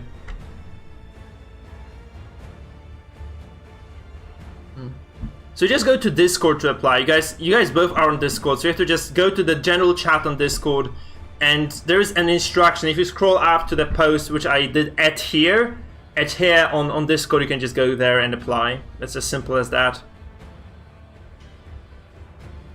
That's a dire situation for Xenex, really. So this game is basically out of the window for him. Like he just had, I would just surrender this. I think there's nothing you can do really, since he has not stressed anybody at all. Like there's a single resolve we had 2 resolve broken characters in this entire game. So yeah, that's just basically the deal for Xenex here. So we have the first game of the series going the way of James here. So Assorted Chaos takes the first game in the series, and the guys, you have the chance to switch your compositions right now. So I'm just gonna give the guys a chance to switch the comps a little bit. So we're playing a best of 3, so guys have to change the teams a little bit if you want to, and then you can go and fight again. In the meantime, before you start, don't start yet.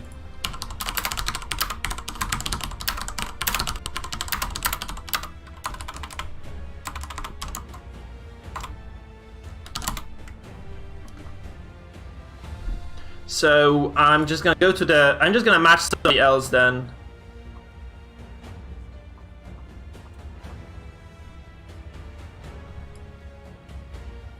We have Shondok who wants to play, and we have. So let me see how many people we have here. So potentially the second game would be Axel's versus.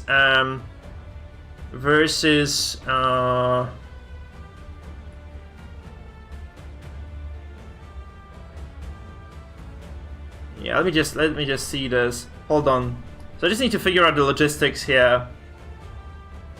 Cyro, if you want to see the best build, you can just go to the description of this video. I have like a lot of build guides posted there, so you can just go use any of those guides. So I guess we'll do like. Okay, I can cast 3 games. Like I can cast 3 sets of games. So we'll do Shondok versus Epic Samurai then. If you guys can actually share your screens on Discord, and then the third game will be Dino Boy versus Shadow Soul. Okay. So it's gonna be Shondok. So it's gonna be Axel's versus Mario's, and then we have Shadow versus Dino. Those are gonna be the series of the day.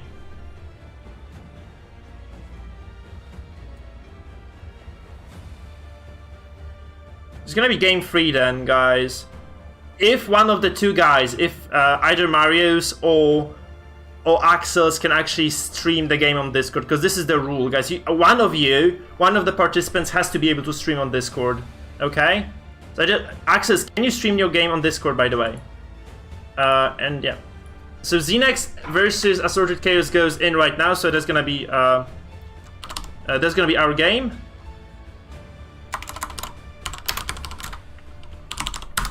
We're gonna go into the game right now then. There's no reason to delay that, I think.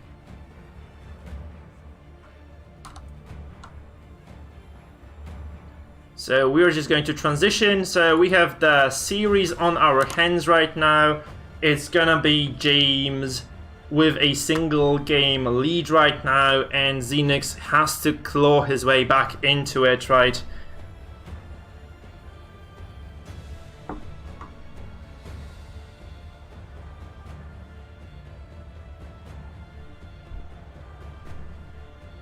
So Axis will be streaming the second game, then Axis will be streaming, okay? Okay, so we have Xenex versus Assorted Chaos. Assorted Chaos goes first this time around. So Xenex has switched the composition a little bit, as you guys can see. So he has a Leper and a Crusader in this setup, and Assorted Chaos has not made any changes at all. So Xenex is going for this stun composition with the Leper core. Fortunately for him as well, Assorted Chaos has very little CC to his name right now. So that's kind of the deal. For Xenex right now. He has quite a decent chance in this particular matchup just because the Leper has free reign over this fight. Though this is extremely weird setup. What is this shit? Holy shit, that's a... What is this setup? What in the name of God is this? Xenex, what is this build? Why do you have Red Hook and the Poison Bottle on the Leper? What is this? He has Intimidate. What is this, man? This is like a mistake of sorts, because this is very strange. Holy crap, that's so weird. I have no idea what this build is, because the Leper is kind of not gonna do anything in this particular fight, I feel.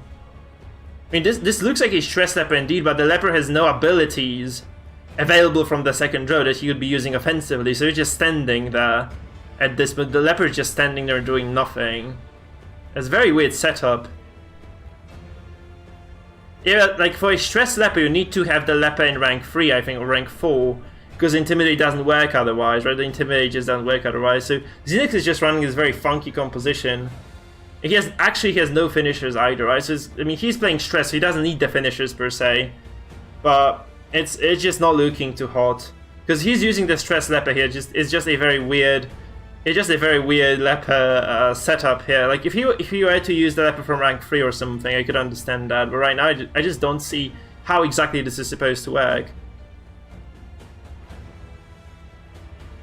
So you go into round number 2, and Xenex, again, is kind of enduring a lot of damage here, right? He's taking a bunch of damage from Assorted Chaos' composition. I thought this was going to be offensive Leper, really. It just isn't. So he moves the Leper to the front, which means the Leper can purge. But I don't think this is enough.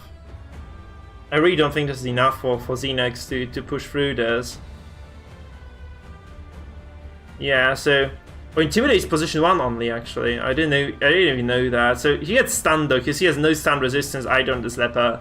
This Leper is just gonna get destroyed here, like entirely and utterly destroyed. Look at this. I've never used the Stress Leper, so I have no clue what his skills are. Like what those abilities are there. I actually lost to a Stress Leper once. There's a video on my YouTube, guys, that will kind of show you that.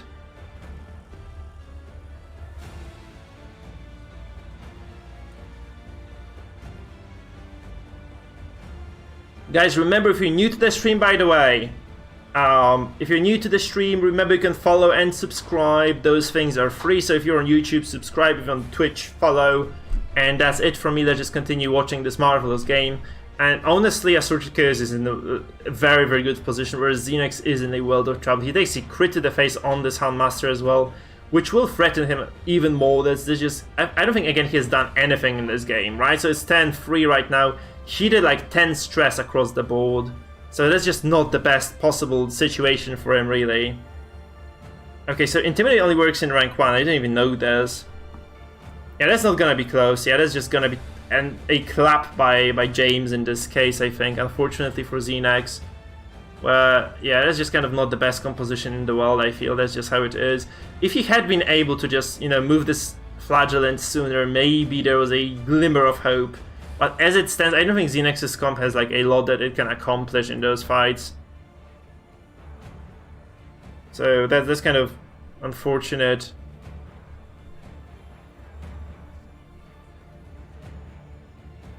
So yeah, that's not looking too hot.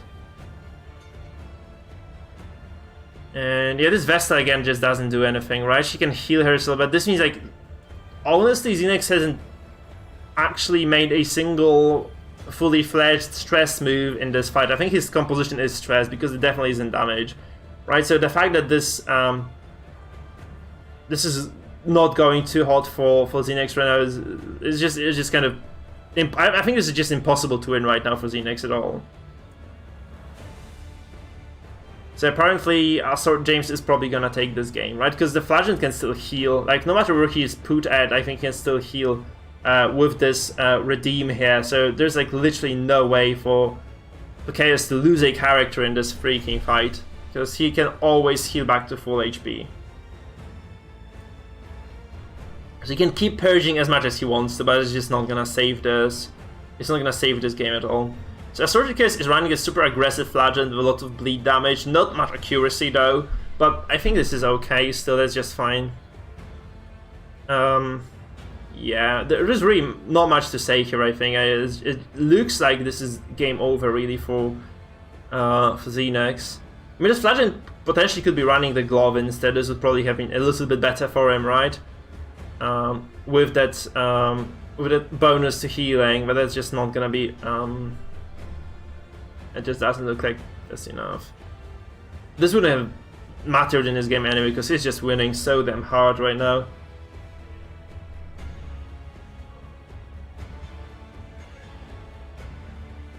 Yeah, 10 key. Hi, by the way, hello. Yeah, it does buff accuracy, so. The Leopard is stacking accuracy, it just doesn't help you. Like, stacking accuracy in this game doesn't quite do anything for you, right? You can keep healing how much you want, like, doesn't really help. Because you already lost a character, you're taking a lot of stress and bleed, and there is no way in hell you can out-heal this damage over time comp by Chaos, I feel. So, I mean, he would have to make, like, a serious mistake here to lose this, I think, right now. Chaos, that is, right? Chaos would just have to make a tremendously big mistake in order to lose this game right now. It is within the realm of possibility, but it's just so unlikely. Also, that's a questionable move by Assorted Chaos. At the same time, I'm surprised that Xenex hasn't tried to stun this Flagellant. Because imagine like you stun the Flag and you push him back. This means like the Flag is just going to miss 2 turns in a row if you just stun the Flag there, and he has no snuff, so any stun-based character will indeed land that stun, but yeah, that's just not a stun-based character, is it? So he would have needed the Vestal or the Crusader to have the stun items, which they don't, so it's kind of annoying. So he exsanguinates here, he heals to full, or like he heals 50% of his HP actually, because he has no glove here, but it's just looking very good still for Chaos, I think. So this stun goes through now, but that just doesn't kind of do enough. I think Xenex should definitely consider taking the stun setup for the Vestal here, because like Vestal without a stun setup is kind of obsolete. I feel like the healing isn't really gonna do much for you if you have no utility in the fight, especially that he's running a stress comp or something that looks like a stress comp. So that healing bone, I mean, yeah, the Dazzling Light actually does a little bit of stress, so this would be slightly helping him to you know, move the stress bar to the right on his enemy characters, right? So that kind of would be probably slightly useful at least. you can run a Vestal on the stress team. I have seen this before, but it's not that great, first of all. And second of all, you really need to have those stun items then.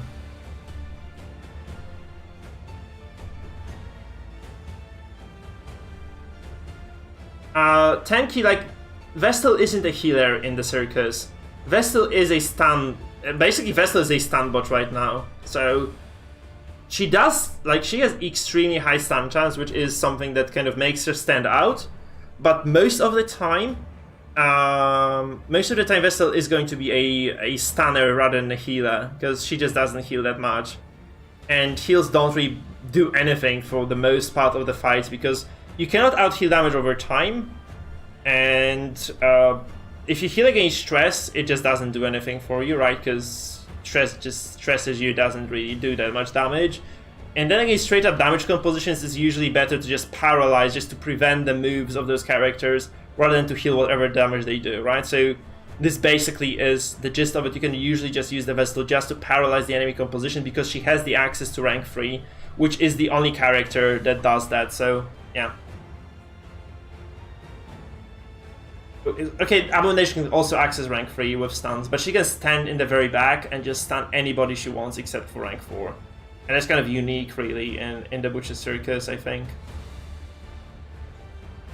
That's really just... I think that's just not the best composition by Xenex. That's just not the best comp by Xenex at all. Hey there, Sis.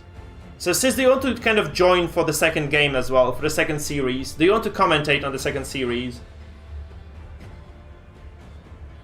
Because I think we're just gonna jump into the second series very, very soon. So if you want to kind of pitch in and join us for that, that's gonna be lovely. Hey there, Cherry as well.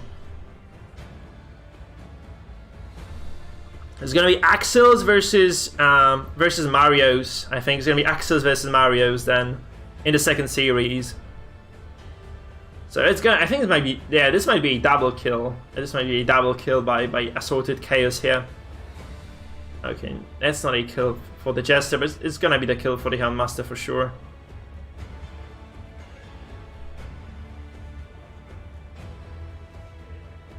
Okay, not a double kill, sadly. Nah.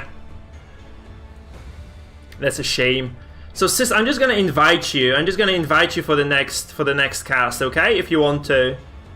Sis, tell me, answer to me. Do you want to cast the second game? If you want to, just let me know. Just let me know, and you'll be like one. We'll just duo cast. Lovely, lovely stuff.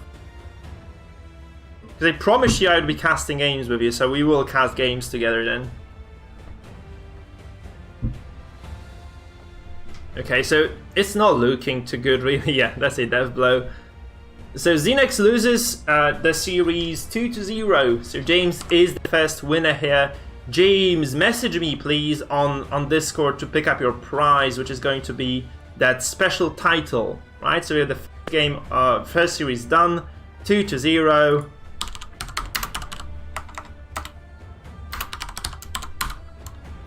And we are going to the second series then, which is going to be well played, James, guys. Congratulations to James for winning that. Shit, I need to transition right now. Okay, so it's gonna be James now. It's gonna be James.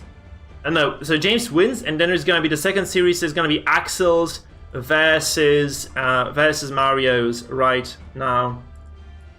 And I'm just gonna go into that, I think.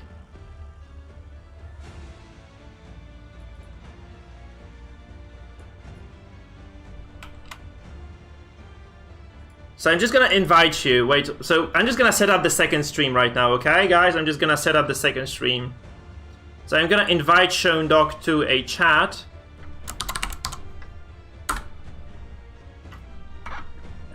So Access, you have the private stream. You're like in the private chat right now. I'm just gonna add Sis to this because Sis is gonna be dual casting with this.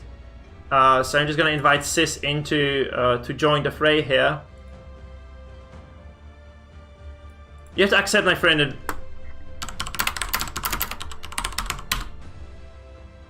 And then I can invite Sis into the conversation, so...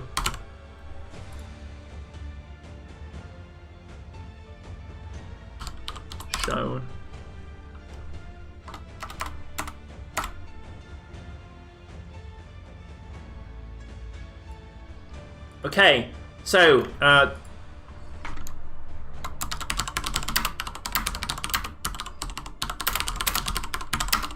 you just choose the stream option now, and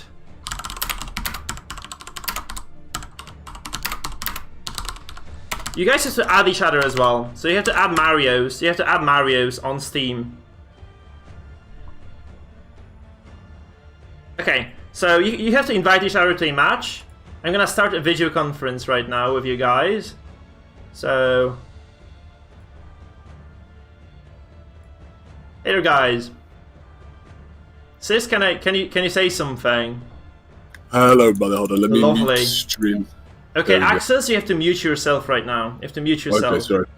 No, Sis, Sis, you can't mute yourself because I need to hear you. So Access has to mute himself. Okay, I'm talking now. I'm just gonna keep perfect. talking at this pace, this volume. Tell me when to stop talking, okay, brother? La la la la. No, that's perfect. Just stop talking. I hear you. Axel, so you have to stream now.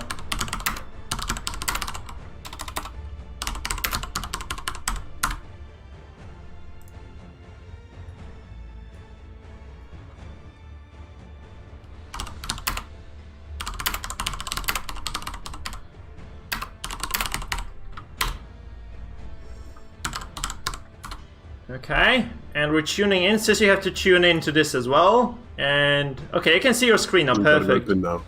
Perfect. We can see this now. So you guys have green light.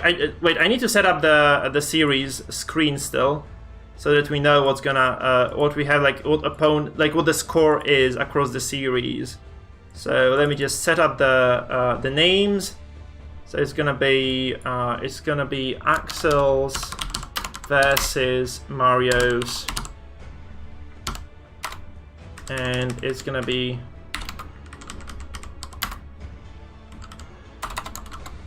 okay. That looks good. Okay, guys, I'm ready. I hope you guys are as well, and let's just go into the match. You can start now. You guys can begin the first game. Remember, the rule is you can change the compositions between the games. You are allowed to make any alterations you may want between those matches. So we have Mario's here, who was also featured yesterday, and we have Sis, who is dual casting with me right now. So let me just knock. Hello, everybody. Let's get started. Do a great deal. So we're gonna transition into the game right now. So hello, everybody. It's Mikefield here. We're going into the match with Sis, and we're gonna be watching Golden Dragon against Diablo. And this is Mario's versus Axes on your screens. So Sis, do you want to lead the way here in this very first game of the series? We're playing a best of 3 series, by the way. Okay. So right off the bat, we're seeing this horror trinket on Golden Dragon's Occultist, this kind of general stress team, more a horror stress team with the Arbalest. And we've got this powerful Mark build with a Musketeer Arbalest against him. This double Mark, very, very rare to see Musketeer. Yeah, it is indeed, right? So you have like this very, very heavy Mark composition here by Axels on the left, right? This can really shred you if you do not pay attention for a very single move, though. But it dies so quickly at the same time. So we have 4 extremely squishy characters, no CC at all. Like we have no stuns, no bellows, right? There's no way to weaken your opponents. But if you can land those crits very early on, which that 37 crit, yeah, which by the way lands here on Golden Dragon on Mario's, it's you don't have to be a bounty hunter to get a finishing blow here, though. Yeah, this won't be a risky hit. I mean, he can just use the dex tap on the Jester. He has the possibility to do that because the finisher, the finisher on the Jester. So it's within their own possibility that this,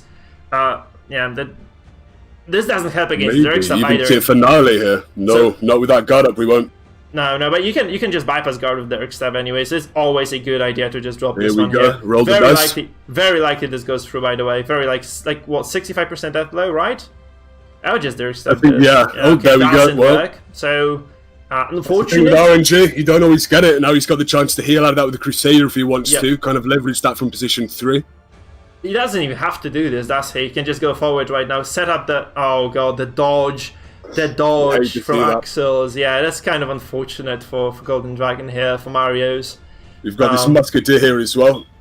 Is she going to do a second mark? Wow, that's interesting. A second mark on the Crusader there. What do you think of that?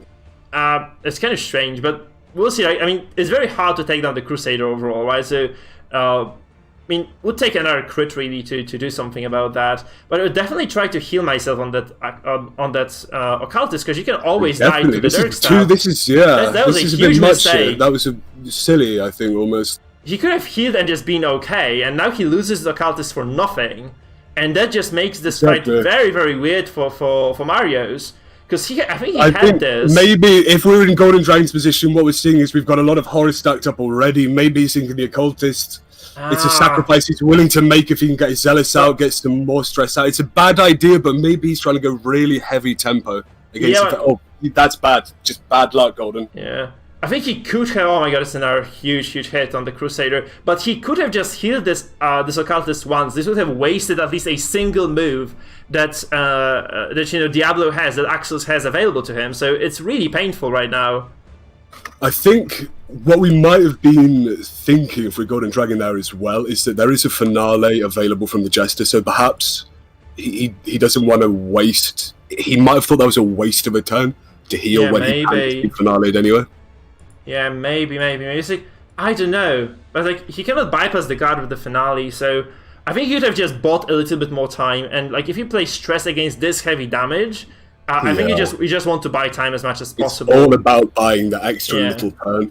You hate to see it from Golden Dragon. Yeah, it's kind of because he loses this. I think he just 100% loses this game right now. It would be difficult to think of a way he wins it. Maybe a guard play, heavy bellows, some lucky dodges, very, very good stun control. It'd be really difficult to see. I don't know. Like, he could have tried to stun on the very first turn as well. I think he didn't stun enough. Massive kill. There we go. Look at that. Oh my god, that's really bad. I mean, like, I think Mario started, right? He went fast. He could have actually tried to stun somebody. He could have definitely tried to stun the BH, prevented at least a single mark from coming through, just delayed just a little bit.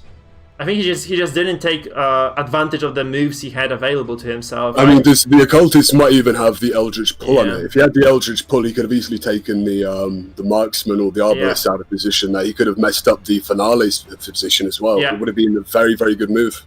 So maybe he just didn't use the positional warfare well enough. I don't know.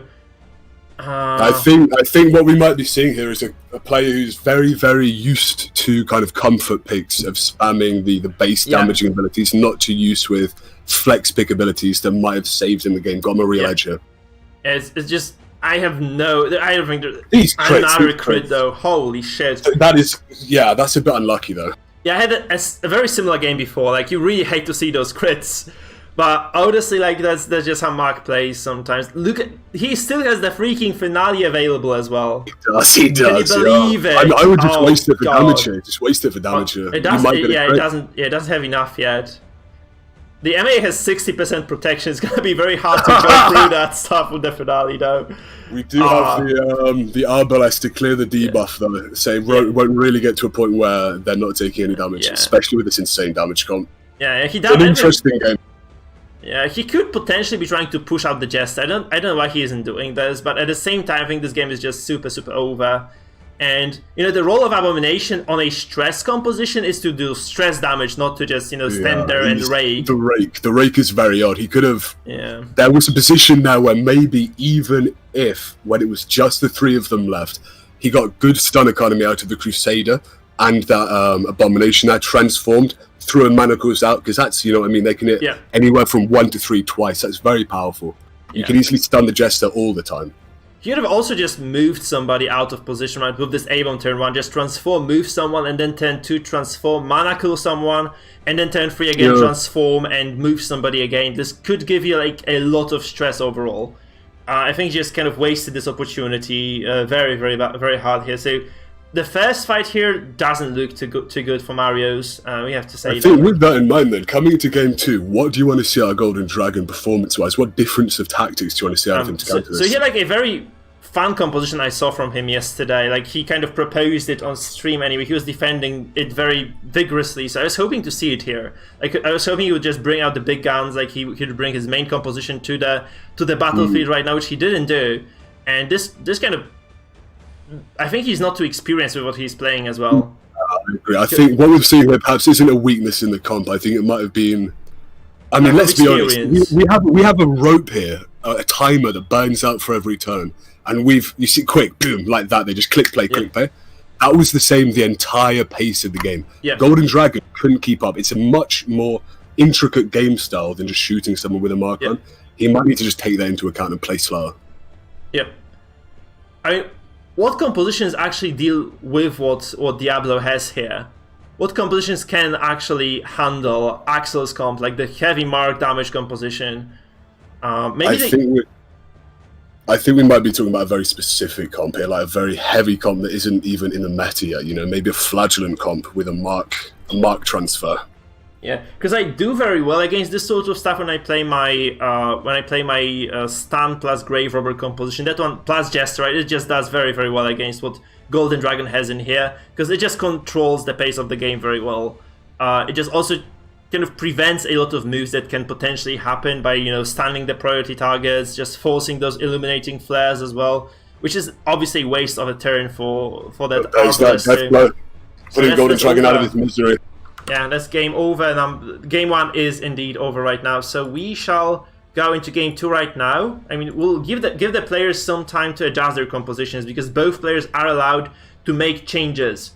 Right, I think especially Mario's or Golden Dragon, right, should be making some changes to his composition right now. And this being said, we'll just give the guys a little bit of time, a little bit of breathing room to make those alterations. Right, so that's what I'm gonna just say. I wouldn't mind even seeing something like a stealth here on that occultist, some specific counter pick though. What do you think? Well, I mean, I know that this unkillable comp I played before does very well against this sort of a composition that is brought here to the table by Axel's, but yeah, I'm just not sure if that's gonna be enough. Like, you need some experience to actually know how to play against those mark heavy comps. So, I think it might not be experience so much as just taking it slow, assessing your alternatives. Because I really would like to see that in the next game. You know, there is something on the line here for the guys, because I kind of decided we'd be giving those special Discord titles that kind of scale up as, you know, as you win. I do love those. I almost wish I wasn't a moderator just to become the Mikefield novice or whatever it was, the apprentice. Yeah. So you guys can actually win a title that stays around for the Discord community to see that you guys have actually prevailed in those viewer fights. And well, guys, by the way, we are ready as you are, so you can just start. You can get into the fight. Okay, so Epic Samurai is ready as well, so we can probably get into game number 2. So those changes have been made. The compositions have been changed indeed. And we are just running into game number 2 between Axel's and Mario's, with Axel's, I believe, leading 1-0 here. And he only needs a single win right now on the board. He's basically a single crit away from getting this. This is an explosive comp as well. Yeah. He's definitely going to get one of these kills if Golden Dragon here is not incredibly careful with that guard and that heal. Yeah. He has to, like, that's very, very weird. I would have definitely changed compositions if, you know, since this didn't rework for him the first time around. I don't think this is the right way to do it. Starting with the defender, you've got that stun there, the double stun, the transform. That's very odd turn economy. I think we might even see he can target the Crusader here and get a kill there. I would definitely do this. Yeah, he goes for this Crusader indeed, yeah. And this can be like third one kill if he gets a crit here or just lands all those blows. With no defender either. Yeah. If you get someone down to death's door, you don't even need to rely on that Dirk stab. You can just finale, get that tempo kill. It's very strange. I would definitely say that those guys should be using more stuns. I would just definitely, I'd love to see Golden Dragon just stunning those characters, just preventing those moves. Because if he doesn't do this, I just don't see how he can win this. Like, if you have like double stun comp like this one that Golden Dragon is sitting on right now, you just want to be stunning people. You don't want to be just sitting like, you know, waiting for the death to come. And now you're pushed out with the Crusader. You can't stun now. You can't stun, can you? Yeah. I mean, he can try to focus down the BH, but he's playing a stress composition, for God's sake. This is not a damage comp. So, and he's very, very slow here as well. He spent quite a few of those turns just not doing much. He's not even going to be able to do any stress damage with that Crusader here. Yeah, that's just kind of brutal. Yeah, we had the odds in Diablo's side, but I think after this turn one, I'd put it in a 9-1 split. Oh, don't uppercut this, don't, because you'll put the Crusader where he wants to be. No! Oh my That is god, a nice play. Axels! Oh no! Did he think that would interfere with guard somehow? I have maybe. no idea. Yeah, but oh, you hate to see it. He had this game in the bag. Wow, Really. what's up with that? I don't think. Instead of the stun again. I mean, he's going hard for this stress damage. I think that's what he's doing. He doesn't have enough. He didn't go hard enough on the first turn. Yeah, I mean, that's not a terrible onus. I would just always activate. Why doesn't he activate the Abomination here? Because he can just activate A-Bomb, transform, stun somebody, like get this momentum. You can stun the Arbalest, then there is no way to remove the stuns that that come afterwards. Oh my god, that's a my god. He had it just coming though. This is what happens when you pick the Occultist first. He can't heal now, can he? What's going on? That was a very, very bad move. I think there was a very greedy pick on the Occultist. And this just means that, he also, like, look, he doesn't wait a single second. He just uses those abilities, like, he just spams them out. He didn't heal. Yeah, no, he just gave up the Crusader. He has no finisher! Are you fucking kidding me? Oh no, that's brutal. So that is one of the first times I've seen the bounty notice, and by God, has it really made an awful impact on that team. I've seen this several times. You should never be doing this. You hate to see this. You should never be doing this. Like, if you have a bounty hunter, you just want to be getting those kills every single time. That's so strange. So he can actually stun this. That's very good for him right now. He loses the Crusader to the finale, though. That you have to say this. Like, he loses the Crusader now anyway to the finale or to a direct stab. If Diablo is patient. 5% miss chance. 5% chance. We'll see if he doesn't. Yeah. I would have done the same thing. I think I would just secure this kill and just being safe with this right now. Though I mean, I think what we did try and see here as well from Golden Dragon, instead of that stun, he popped out a Zealous Accusation to try and do damage, because a lot of Diablo's team is low on health here. Yeah. But now he doesn't have any real damage to kind of leverage against them apart from that raking. You don't want to be raking, do you? Honestly, this Occultist is in a very good state, though. I think this is like way better game state for Golden Dragon than the previous game was. Because he does have, like, he has 3 very healthy stress damage dealers right now on 10-3. And, he can transform the A-Bomb again. There's going to be a lot of stacks of Hara. And also this, he has a very, very healthy team, right? He has, like, those 2 tanky characters. And he has the protection on this Occultist as well. It's going to be very, very difficult to reach anybody right now, because the squishiest character right now available, the squishiest target, is in the rank 1. Which means that neither the Arbalest nor the Musketeer can actually target him with those sniper shots. Oh, and we are seeing that abusive, the first afflictions coming out here. We are seeing a very strong game state. That is odd. I think what we want to see here from Diablo is just instant damage, right? We want to see him kind of really understand the pressure he's under here. Yeah, because he's gonna lose this game if he doesn't do something about this right now. Like, seriously, tempo isn't really tempo against a stress team. Yeah, I mean, I have to say this. Like, he actually put this Abomination in the right place for the snipers to actually target him. Right, that's the good thing. So the bad thing, though, is that he has no mark. Right, so he has no way of marking this A-Bomb. I actually think that Marios has this game. He should be able to win this right now because he has done so much stress. It would seem that Golden Dragon does have it, but he's made some odd plays before. We've seen that. He could just lose another character this turn. It might be that simple, Yeah. So really depends on the crits right now. I think he needs to get those super, super big crits through, and he needs to get them fast. I mean. Yeah, he transforms right now again, and he can actually mess up the formation really hard for Golden Dragon for Diablo right now, right? Axis is gonna that's what I was talking about. So we have rank 1 Arbalest, rank 2 Musketeer. This means that this is like really, really bad for Diablo as well. What we saw is he used the mark turn on Musketeer instead of the come hither mark on the BH. Yeah. If you've got the BH, you really want to use it come hither. Get someone pulled in as well. Bit of a turn economy thing there.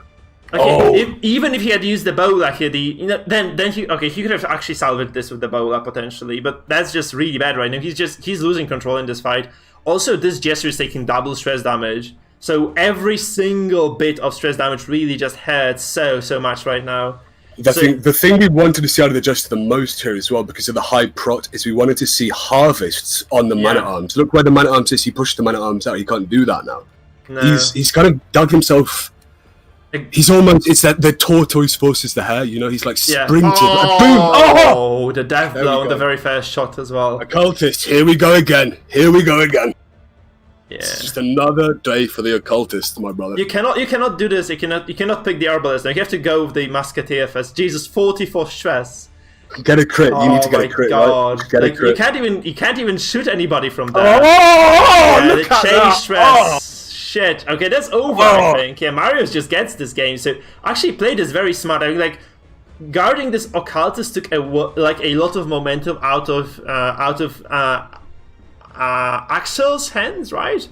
And that's gonna be a dead jester. Diablo, we saw a lack of ability to pull the trigger on Diablo. We saw him. Something that happens often with jester comps. They pull the finale and they just sat there going, "Oh dear, what do I do now?" Like these guys have taken no damage, really, have they? Look, they're all full health. Yeah. What's going on? Yeah, like he got this Crusader and then it's over after this. Like he did nothing after killing the Crusader. Literally, he did 0 damage. And actually, what a roller coaster! What a roller coaster! Marius was controlling this game extremely well. You have to admit it. Like this time around, even though he wasn't using the stuns that much, he actually controlled this fight to way higher degree. Right? He just got all the moves he needed, I think, and that seals the deal for him. Right? That should be game over. Maybe I think it definitely is, but I think maybe Diablo controlled the team for himself almost. Like he gave Golden Dragon 3 turns to really just lambast him, rather. Lampoon and lambast. Lamb everything him with stress. He's covered in lamb. Get Gordon Ramsay in for this next game because, boy oh boy, it's a game 3 and we're loving it. Yeah, so we have the series on our hands. I really like this. That's not going to be like this wrathful stomp, right? It's just going to be an even series right now between those two players. And that's going to be very exciting going into game 3 because both players are, again, allowed to make some alterations. And I'm very curious as to what those guys do. I would love to see just minor alterations here, maybe trinkets, a couple abilities. Because boy, oh boy, this has been a game of inches there. Yeah, it was really so close. Really fun, guys. So, wait, hold on. I need to change the screens again, guys. So we are in between the series. Again, players have a chance to make some alterations right now. And, they are allowed to make any changes they might want to make in those team compositions. Mikey, but what do you want to see here? I really want to see that stealth come out. I want to see more control from this. I want to see more control. So I'd like to see, honestly, is like a small pivot from Axel. So from God, I'm just forgetting the usernames here. I think Diablo. Diablo. So I'd really want him to make some bigger changes. He just make like a 80-degree turn, perhaps, and just make some big changes there to this team composition. But I think he might just change it. You mean? Maybe I'll just get more control, more stuns, perhaps, just to. I think maybe what I would like to see even. You can change so much by replacing, let's say, the musketeer for a Vestal, even. Yeah, alleviate you're going against stress. You're going against stress. How do you counter stress? You go more damage, right, don't you? Oh, yeah, hold on. Yeah. To people listening, people who aren't me and Mike, deafen yourselves. Because I saw you pick Vestal when I say pick Vestal. That was kind of a test. Yeah, that was a mute yourself. Test. I knew you were doing that, yeah. I fucking know what you guys are like. I've done this before, guys. Sorry, Mike. Sorry. I agree. Yeah, let's just kind of see where this goes right now. So I'm very curious, actually, especially I think Marius has a comp that worked once, didn't work once, and this was mostly kind of revolving around the bad RNG that he had in the very first game. Like he got crit from the get-go and just got eliminated, just shredded really hard. Seesaw of RNG here. We saw those crits coming out heavy onto Golden Dragon's team in the first round. And we saw these afflictions that they're kind of really racking up. Especially that one on the, I think, the Jester. Just the Musketeer knocking him to death store from like 8 health. Like, that's just odd. That's a bit too much for me. So, really, there's the question of, I feel like mostly with Mario's, that's with his stuff. So Golden Dragon needs, I think he just might be adjusting stuff, because these guys are not too willing to make the changes here. I think they may be sticking to those comfort picks still. So we might not see that much of an evolution here between the two players. Well, I think we're kind of seeing micro evolutions almost. We've seen evolutions in the game style at least. And I think it's much harder to make a holistic decision when you're changing a comp in between. But if you're just kind of changing the play styles, so I think from Golden Dragon here we might be seeing an evolution one step further from changing the play style to maybe trinket skills, even a character like we've seen. Diablo go here with this Vestal here for a little bit more control. We'll see how that works against a stress comp. Who knows? Yep. Okay, the guys. What do you think about these changes, though? Okay, let's see what they did actually, because I was semi paying attention to what those guys, what Diablo was doing. Like, talk while you were typing, so yeah, no dead air, brother. So I'm kind of curious actually what comes out of this. Also, I think that a lot of momentum, those like mark composition fights, comes from the first turn moves, right, and also from just going first in those games. So if you can go fast as a mark comp, I think you have a huge advantage because you can just pull somebody on the first move, then shoot on the second, and you can probably finale on the third. I think that's what you might want to do with this, and then you just have the Vestal to control this a little bit as well, to kind of put someone out, out of the fight for a single turn. Is always very good as well. So I'm actually very curious as to how this fight evolves from here. I think what we might be seeing is a slower paced battle from both teams, and by that I mean slightly more control oriented. So obviously we've got this Vestal pick here we see coming through from Babler. We don't see what Golden Dragon has changed yet, but we can imagine that perhaps he's got a little bit more control because that's what he's tended towards so far. Yep, let's see. I'm actually very much surprised he didn't pull out yesterday's composition because I really wanted to see it in action. They've seen the same build here from Golden Dragon. Let's see if there's any major changes in the trinkets. No, any changes like no changes here. Not even a stealth put on the exact same comp here. Let's see how this works. Yeah, it's quite peculiar. Really. I would have expected at least a single change here on the side of Golden Dragon. Going second as well. Going second for Golden Dragon is a blessing in disguise. Yeah. So I really want to see. Yeah, that's. Yeah, you probably have to just do this. You have to just go for the occultist again. And like if you have the crossbow item on the arbalest, you can probably just penetrate the guard anyway. I don't know if he has it or not though. You don't even need that. I think you can bypass guard against Mark just inherently with sniper shot as well. No. I think you need the Tiller to do this. You don't. If it's marked, you can bypass guard naturally with the sniper shot. Sure. Yeah, I'm certain. I need to have a look at that. See? Oh, I'm wrong! No, you're wrong. My god, I'm wrong! I'm right. Oh my god, I knew it. Fuck me, I'm so sorry. I was playing a game with Cherry earlier and she had the trinket on and it showed up on the tooltip. It showed up on the tooltip, bro. I'm so sorry! Oh my god. I don't know. I think he just doesn't have the item. He might just not have the Tiller available to him. Like, that's why he doesn't use those. Yeah, I need to change the score indeed, yeah. Well. I think it's veteran. Yeah, so that's probably why. He just might not have all the items. So, okay, we have the pool coming through for the Vestal. So the Vestal is not going to be able to do much. That's a very good move, I think. Overall. Vestal at third as well, starting third instead of fourth. It kind of allowed that to happen. Now she can't even stun. Yeah, there's nothing he can do with this right now. I think he might just lose this from the get-go then. Like, I don't think this composition does much at this point right now. The Vestal is controlling. If you push it back, she might be able to heal a little bit, but that was a bad illumination if you ask me. Yeah. I mean, yeah, I just move back, really, just to open up the next turn. But, yeah, that just doesn't look too hot, does it? So he has not done a single thing on this very first turn. That's not too good. Not looking too hot right now for Diablo. I think something that's... Oh my god. Oh god. Oh, both these resisted though. Something we do have to see as well. Diablo pulled the occultist in, so now Dragon can get the damage from Holy Lance in, maybe on the Vestal, the BH. If that's a crit, that might be a death store right now. No, he cannot Holy Lance the first position though. He has to Holy Lance the BH. BH rather, sorry, yeah. Yeah. But yeah, he should have moved. Maybe that's why he didn't move the Vestal, but I don't know. I think this is just a kind of bad choice here. Not moving the Vestal means he cannot stun now. He would have been able to stun this turn. He just didn't. I think he just wasted a lot of potential here. But yeah, honestly, I don't think there is... What are we seeing here? What do we see? He's going full aggressive. He's not getting crits now, is he? If that was a crit, might have changed the face of the game, but it's a bit rough now. That's kind of not looking too good at all. Bellow comes first, but this will lower the damage significantly, though this Jester is actually dodged again, so the Jester has no debuffs on him. So that's kind of peculiar. I don't think it's not too late for that, blow.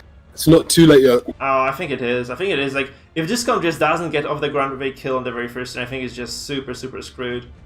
I think if we see well, he's on death's door here. He's going to force a heal from one of them. We could see a harvest, get a bleed on one, push him back down to death's door. If we see a finale really effectively utilized, if Golden Dragon doesn't utilize his stun here like he can't now because he's forced to heal, we could see something very smart from Diablo with good healing from the Vestal, good movement, but it will be an awful lot to ask of such a low-rank player. Yeah. I don't know. I don't think it's like... I think this just kind of escaped him right now. This fight just escaped him. I don't think he can do much. Like, actually, another issue is that he probably should have picked the Jester first. Because this, this kind of places that if he Derek stabs now, this places Vestal in the very front row. But he doesn't actually. Okay, he uses the Occultist from the get-go, so this will give the Vestal an opening to use a stun at least once this game, which is pretty good, right? I think there's a lot of horror stacking up on Diablo's team as well. The stress itself doesn't look too mighty right now for turn 2. Look at the horror. That's probably 20-ish on those. You've got the horror from the Occultist mixed in with the Abomination. He's gonna get pushed out right now or stunned on this Jester, right? I think stun is more reliable because it has just way more accuracy. It has 110 base. It's only got 40. No, what are you doing? Why? Whoa. Maybe he's trying to leverage turn economy. Maybe he's trying to go for... He's got the flare. That was an odd play. He can just execute this with the Jester. He doesn't even need to use the finale.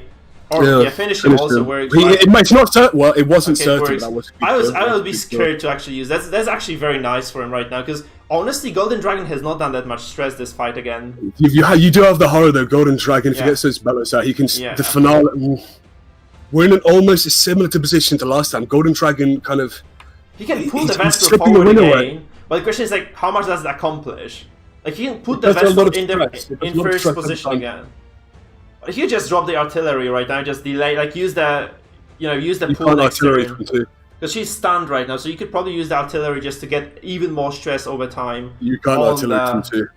Yeah.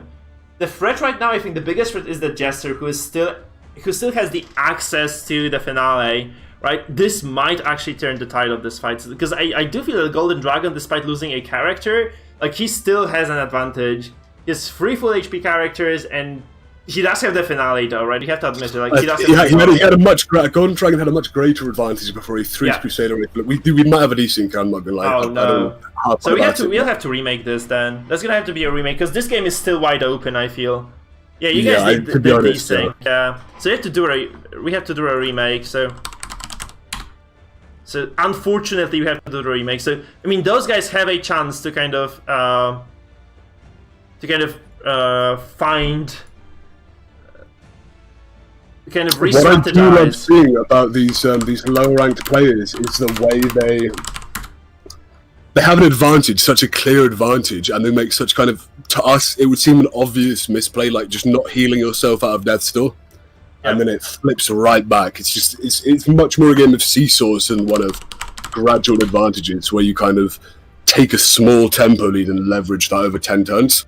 Indeed. Very explosive. Indeed. That's kind of unfortunate, though, that they did actually desync there, because... I think it's lucky that it happened there, because that was right at a kind of important crossroads that we see, similar to before. But so I actually haven't desynced once over the course of my... Well, I think I played like 20 games on this new patch, and I'm not desynced even a single time, so they fixed the most issues, I think, with these things. This is definitely like a huge improvement to the quality of the game, especially that I was playing on the weekend, right? And really, 0 desyncs up until now is just extraordinary for me. So I think that might be a little bit of bias, maybe. I don't know. I think I always feel a little bit concerned about how little Red Hook release in terms of information relating to that, because we can never know whether or not that is the case, or whether we've just been lucky and not queued up against... No, they released the info that they fixed most of the desync issues. They kind of changed the coding. They said this in the patch notes. So it was good, because it was very rudimentary coding. If you could literally alt-tab brute force it so simply. Yeah. I mean, it's kind of hard to tell, like, they're trying to make a multiplayer mode out of a single-player game, so like a lot of things can go wrong, right? Okay, we're back into the game right now. Unfortunately... I wish we had replays and you could just load the game from the replay. This would be so nice for the competitive, but that's just... I mean, Mike, we've extended the game another 5 minutes. Let's take every second of the game we can. Yeah, honestly, in this position, if I were Diablo, I would just stand with the Vestal from the start. You could just try to stun someone. You can try to stun the MAA, disable the guard, and then just kind of go from there, I think. I don't think I'd like to stun the man-at-arms here first, just because of his high base stun resist. What I'd like to do here is stun the Crusader, get that, because obviously if we're playing at a high level here, Golden Dragon has that Crusader for stun onto, you know what I mean, an enemy team member. Now this is kind of a 2-for-1 in turn economy, because that's taking the turn and also save the turn from his team. And did some stress damage with the crit, right? Not that it matters at all, but sometimes it does. Actually, Vestal can be used on stress comms sometimes. That's something that I've recently realised. All of her abilities have an innate +8 stress. Yeah, it's very little, but boy, oh boy, does it stack. The move doesn't go through. So this doesn't distort the composition. I don't think that movement would have done that much. I think so too. So does he actually go for this Crusader now? That's interesting. You get damage bonus. I mean, I think that's not a bad move, honestly. Just this means like even if you guard this Crusader right now, he hasn't wasted a turn on marking him, right? He might actually have to. Like Golden Dragon doesn't guard anybody, so this can be a 0 easily. That's smart to do that. I think Diablo perhaps made a misplay. When you've got a Bounty Hunter and an Arbalest, you want to come hither because it has a dual function. It pulls the Occultist and marks him. Yeah. Oh, and right now, the Occultist you should not be trying to bleed the Crusader with 70% bleed. Crusader and the Man-at-Arms in the middle. That's not a combo you want to try and bleed heavily. Yeah, damage. Again, this Vestal is just super duper shafted right now. I don't think starting in position 3 as well. Yeah. Same thing happened last time. She's in rank 1 now. Can't get a counter stun off.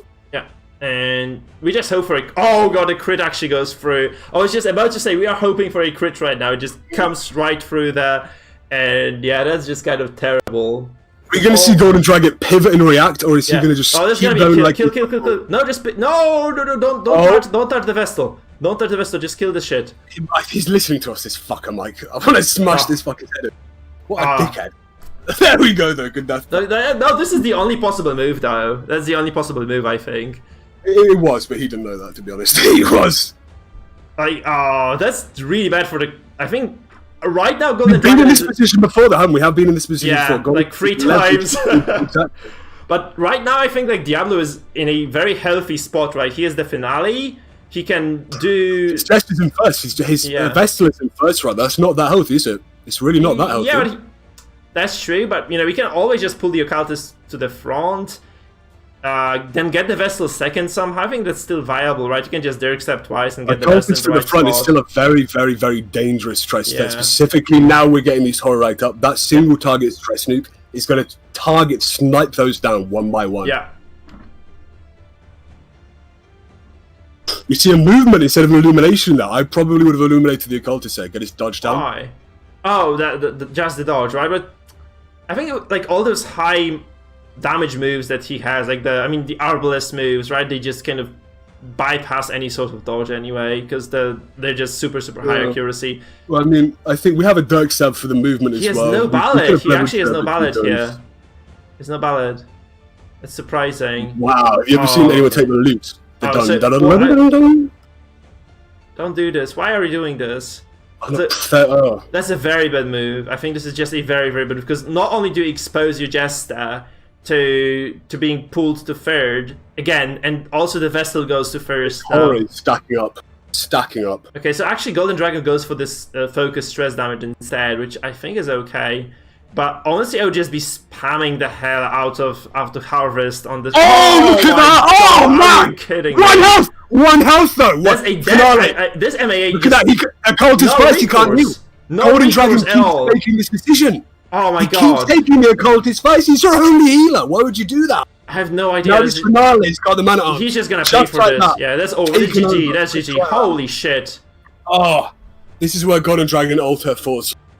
Boy. That's entirely Golden Dragon's fault, though. We have to assume that this is going to happen. You have to just prepare the healing. Every single round he takes the Occultist first.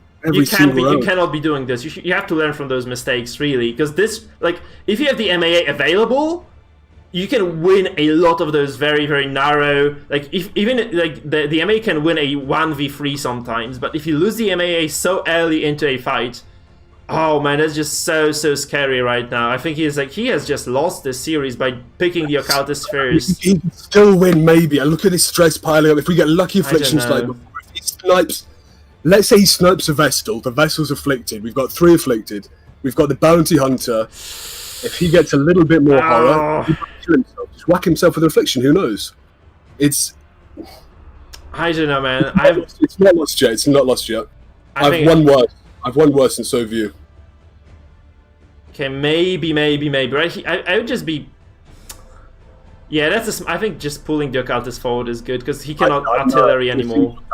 You don't need the artillery right now. You want to be doing single target snipes, getting people afflicted, really sniping out those people based on what their stress and their horror is like, trying to get them properly down to 0.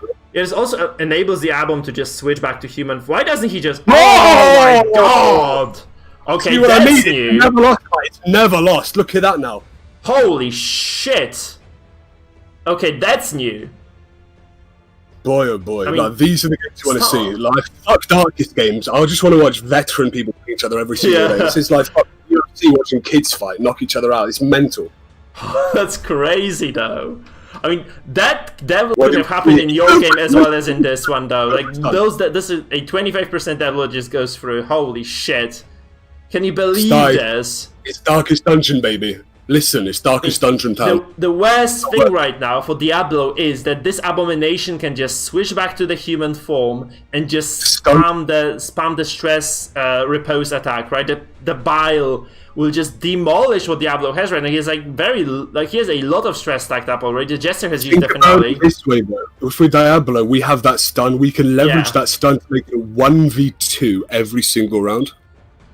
But I think that's worth it. He needs to keep this Vestal alive though for that. I don't think this is gonna be like she's not long for this world. Well. So I think she might be long if you play it properly, but it'll be very. He has to move her out of that. You should pick that loot there. He's gonna down to the Lingling soon. He's picked that for a reason. If this isn't the reason, when are you gonna use it against? Oh, dodge. That's not good. Yikes! Yeah, that doesn't look too good at all. He's lost that ability to He's not cleared horror. Vestal can clear horror, and he's not cleared horror. Yeah, that's true. Also, oh man, so much tech here has just been wasted. But I feel like you might want to be stunning this rather than doing anything else. Oh my god, is this a desync again though? No way! Come on, what is going on with those guys? Oh Jesus Christ! These are mad games of Oh no! Just restart real quick. Restart real quick. Just real quick. Just get it back on as soon as possible, right? Yeah. Just when I started praising them for no desyncs, these guys desynced. Holy crap. Literally, do you remember that night when you were like, oh, I've had an awful day, and I said, I've been perfect. And then I had a night where I went to D1, desynced 17 straight in a row. Shit. Oh, Lord. Oh, my God. These games, Mike, have you ever seen a more... explosive is perhaps the kind of nice word to use. You know, if these were UFC fighters, you'd say, what an explosive game, rather than that was retarded. Just like swinging at each other. Just waiting for a haymaker to knock someone out. Yeah. Now we have to remake this. I have no idea how this was gonna go. Yeah, they're remaking it now. We can just talk over it while they're waiting. We see. Oh, he's gone back to the Musketeer comp instead of that Vestal comp. Less control here. Yeah, but more damage. Importantly enough. I think the funny thing is as well, when he had that Vestal, it was being pulled to the front, but he wasn't pulling the Musketeer or the Arbalest to the front.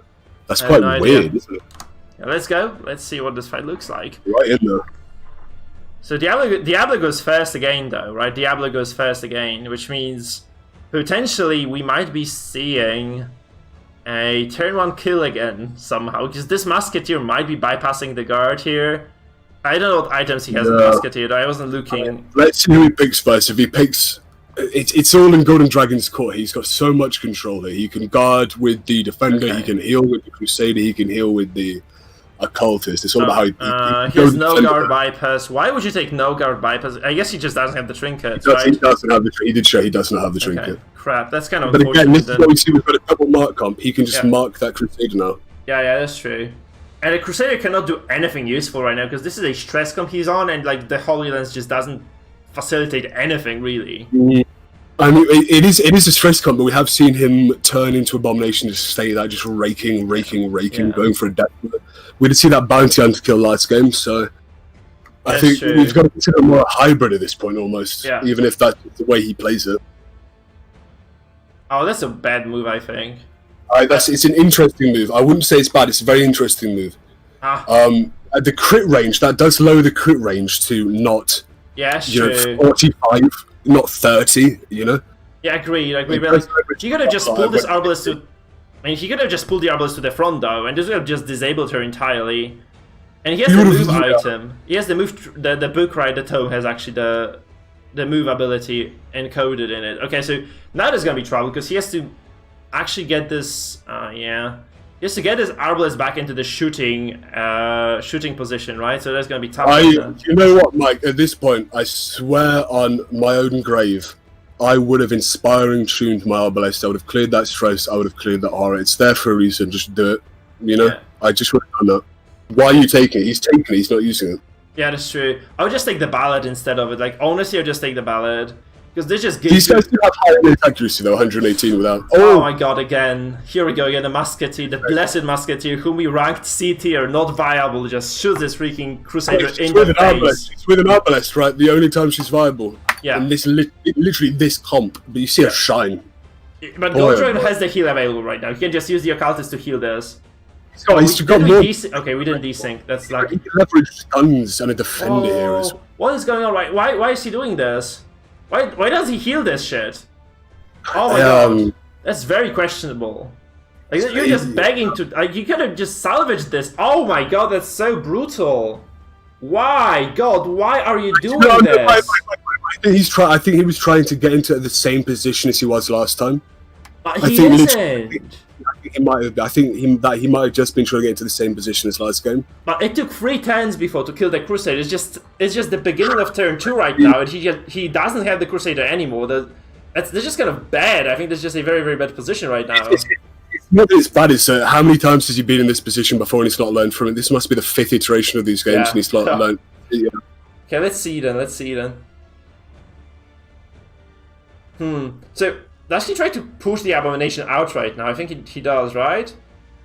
I mean, if you push the Abomination out, all you're really going to get is a Beast Bile and Manacles in your face. I think you just want to try and leverage that second kill, because we've seen Golden Dragon come back from a Crusader deficit to leverage kill, especially when the stress is like this and those balance are stacking up. So I just want to get another kill in. Like, whom do you target now? Because the MA has like 60% protection right now at this point, and the the Occultist is guarded, so I don't know. You don't really have any targets. I think the main strength in the build Diablo takes here is that it has the ability to bypass both stealth and guard, but that is given he has the trinket that bypasses guard. If you don't have that, the comp kind of falls down. It kind of stumbles and goes, oh dear, and now it gets raped by an Abomination. I mean, you can't even mark a guarded character though, right? So if you just preemptively guard somebody, like if you were to just keep the guard on the Occultist at all times, that's a coin play though, and you can't always rely on getting the coin. That's a heavy crit from the Manacles there. And you can't clear that as well. That's just the turn take and the stress applied. So the question is, it's the days on the Abomination though. Wow, why would you do this though? I think you can just use this days to facilitate extra damage, can't you? It's more damage, exactly. Like, what's he trying to achieve? He's trying to enact controlling abilities, positional abilities, things like that. Just kill him, kill him. Look at it's... Diablo right now is trying to jog behind a train to try and jump on it, you know what I mean? And it's slowly accelerating out of his control. Finale. He's not even used Finale out. Yeah, it's like, who do you finale at this point? Like, you cannot finale anyone right now. You'd have to hope for a crit. 17%. Oh no, that's GG now. You just threw the game. He had to say the word finale and then just did it. I don't know, like, maybe he wanted a crit. I don't know. That's a risky play. That was like super risky. I actually had this work against me once. It was so frustrating to experience. I was like, so unlikely. 17% to crit is not enough to just use this reliably. And Diablo wasn't in a dire spot. If you were to if you were completely utterly losing this game, then this would have been probably justified. But I think him not having not only does he not have the finale, he takes double stress damage. Yeah. So right now, the clock is ticking Yeah. 25% faster. And when the clock is going tick, tick, tick, tick, tick, tick, that's an awful lot faster, you know? Yeah. You want to be a much slower turn count than 2 turns. Because you're going to be getting inflicted very heavily now. That's going to mess with your entire... Boom. Look at him. Look at that rage damage. That's brutal. Rage is such an underrated ability.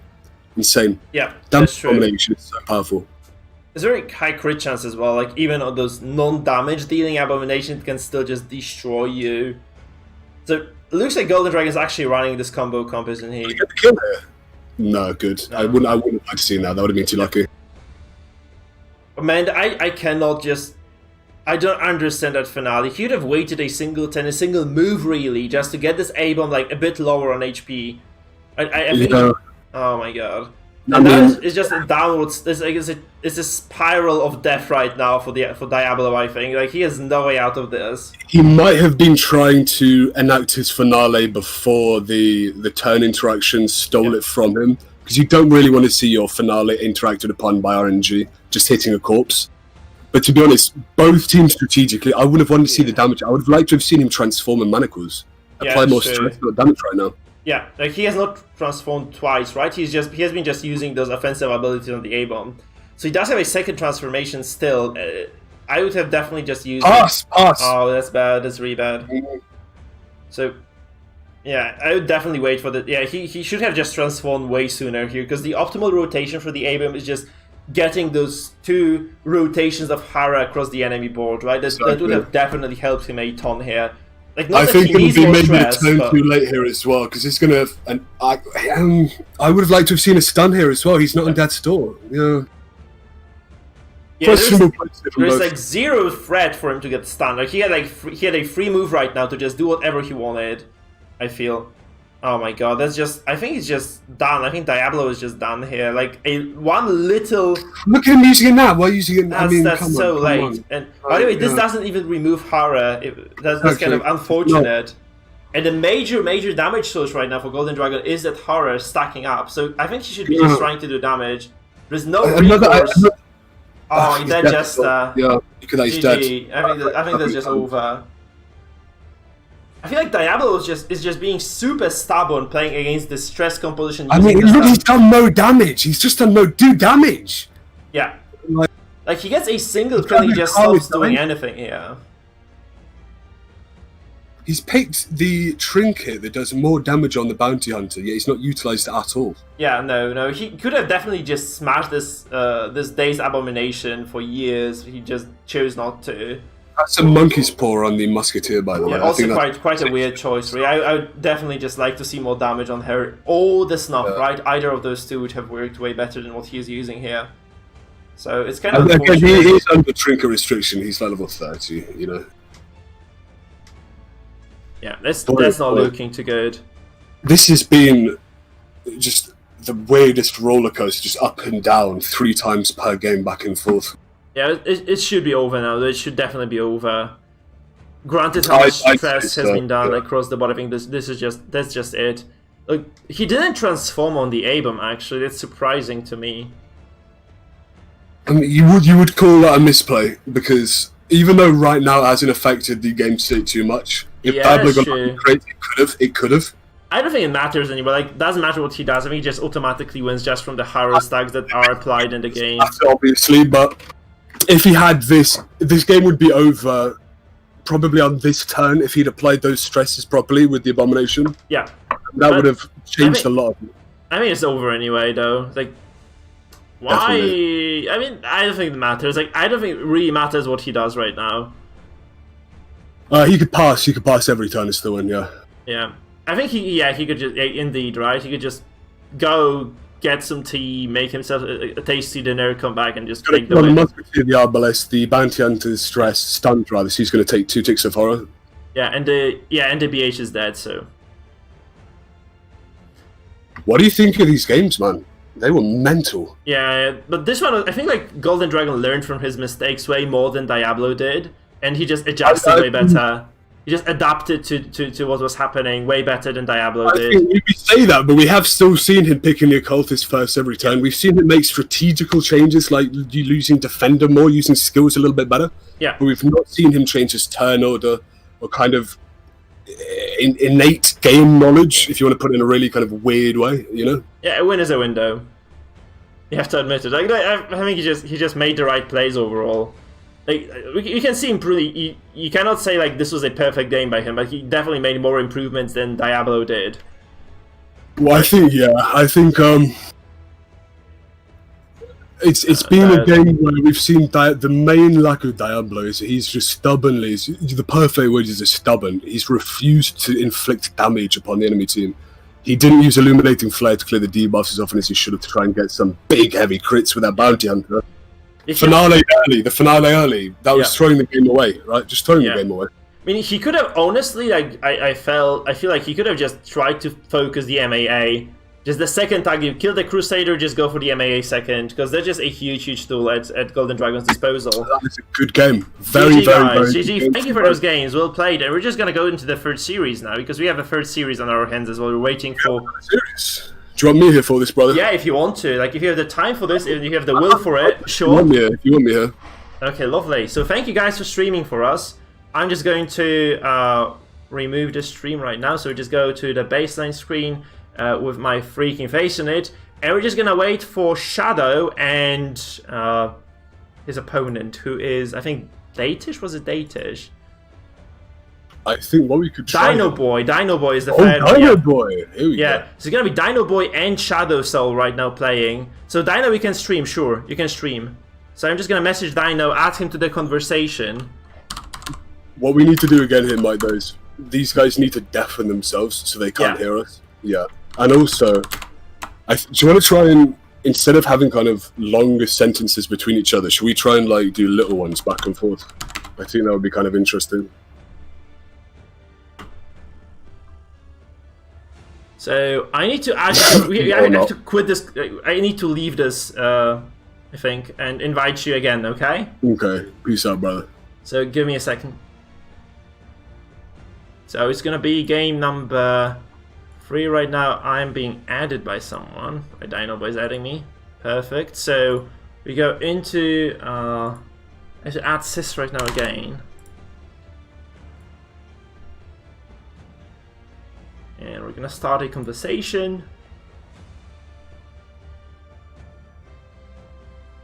What's good, brothers? How are you all doing? Here, Dino Boy. So yeah, you will have to actually stream right. You have to start streaming now, Dino. If you want to be the one streaming. Either Sis, you're there again, right? I think I might feel disconnected right now. Should not take too long. Okay. I'll have a little drink of water, blow my nose as well. Sure. I'm groggy as a fucking sailor. Okay, Dino is indeed streaming right now as well. Perfect. So we have the Shadow versus Dino, guys. Again, a quick reminder: we are allowed. It says stream failed to start, Dino Boy. It's okay now. It's on. I see it. I see it. Can you see it, Sis? If you alt tab or leave the kind of window where Darkest Dungeon is playing, the stream will pause, so don't do that. Yeah. And if you could also, if you are the guy streaming, at the beginning of the game, like, mouse over everyone's trinkets, and also, whenever there's kind of new stress or DOTs applied, keep like a little eye on those, mouse over those, perhaps at the beginning of every turn, you know? Okay. Also, keep us... Have you deafened yourself already? Can you hear me, Dino Boy? I better not be fucking talking to myself. Did you hear that, Dino Boy? Perfect. So you got that, yeah? So again, try not to be too intrusive with the mousing over, but like, keep us up to date, because we can't see unless you show us. Thank you, brother. Okay, let's go into it then. So I'm gonna go full screen here. Oh, we have sound. We have in-game sound for the first time. So those guys have managed to set it up properly, at least. So I can shut down my own Darkest Dungeon, and I need to just go to the guys. Come on, you started too soon, because I'm stuck right now for a second. Okay, perfect. right on time, I think. Okay, perfect. So we have the sound from the game as well. Sis, can you hear me right now? Okay, Sis, can you hear me? Sis? Brother, can you hear me? So I cannot hear your casting. If you're trying to say something, I can't hear you at all right now.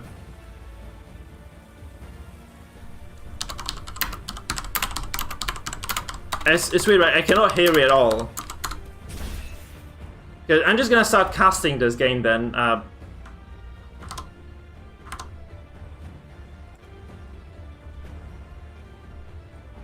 Okay, I can see this clear loud and clear, so I'm just gonna cast this game, okay? I cannot... Okay, perfect. Hey there, Sis. So, are you watching the game as well? I'm in it right now, sorry. You start and I'll carry on. Perfect, sure. So, we have two quite interesting compositions. You have the Leper comp with a lot of stuns on the side of Icon Sandstorm, and we have Shadow Soul on the other hand with another stun composition with a Jester and a Highwayman. This is one of the most interesting games we can see from a kind of meta perspective, a very high-end turn order perspective. Because not only do we have both stuns on either side, we've got a Come Hither with this bounty hunter. He's got a Daze as well. If you Daze a stunner, that can change the complete order of everything. That can change the coin flip. Again, you stun that riposte before he gets that riposte off. I would have picked him for riposte first. I have some issues with the stream because the guys cannot see anything. I don't know why this is the case. But the guys can't see the stream right now. Does it say the stream? Okay, it just crashed. Guys, it just crashed. So I have to ask the guys to remake, I think, because I'm just stuck, right? My Discord just crashed entirely. My Discord just went off.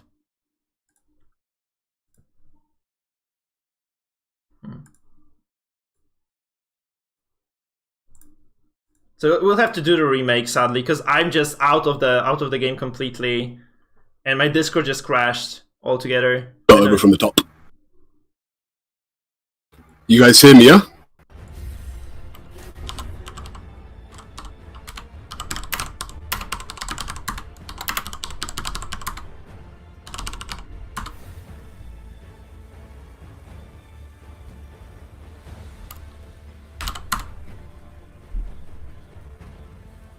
So guys, we'll be remaking this game. I'm sorry for all those technical issues we're having. We'll be remaking the game right now.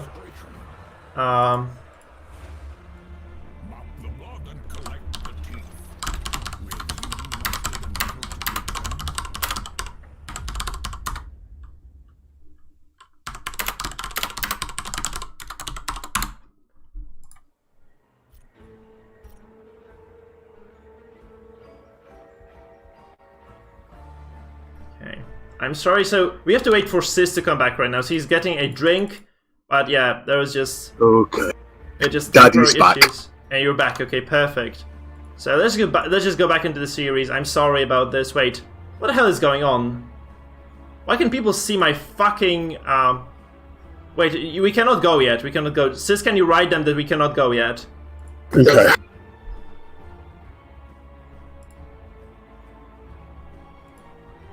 It's a real fucking shame that these guys need to like deafen themselves for this spectate thing. It's so much work. So much work. Okay. Because every single game we've seen them fucking just do what we tell them to do, and it's really getting on my nerves. Yeah, I know, but that's the way it is. So we can go right now. I'm ready. So you can tell the guys to go. I'm sorry, people. That's just how it is with Discord. Things just go wrong. So we're Doc, thank you. We're just going into into the series number 3, by the way. So we have game 1, series 3, Shadow Soul against Dino Boy. Look at that, Dark against Dino. What a powerful 1v1, Mike. Yeah, indeed. So you have Dino on the left, right, versus Shadow. And we're 0-0 in the score right now. I'm just going to try to... Same rank as well, same rank, only the banner's different. Whose banner wins out? I think it's Sandstorm to Dino Boys. Can you see everything, Mike? Yeah, I can indeed. Perfect. It's perfect. For me anyway, so let's see again. Let's just go over the compositions quickly. We have the double stun comp on both sides, just the fillers are different. So this leper here in the very front. I don't know if he has the... I would really love to see the snuff on this leper, really.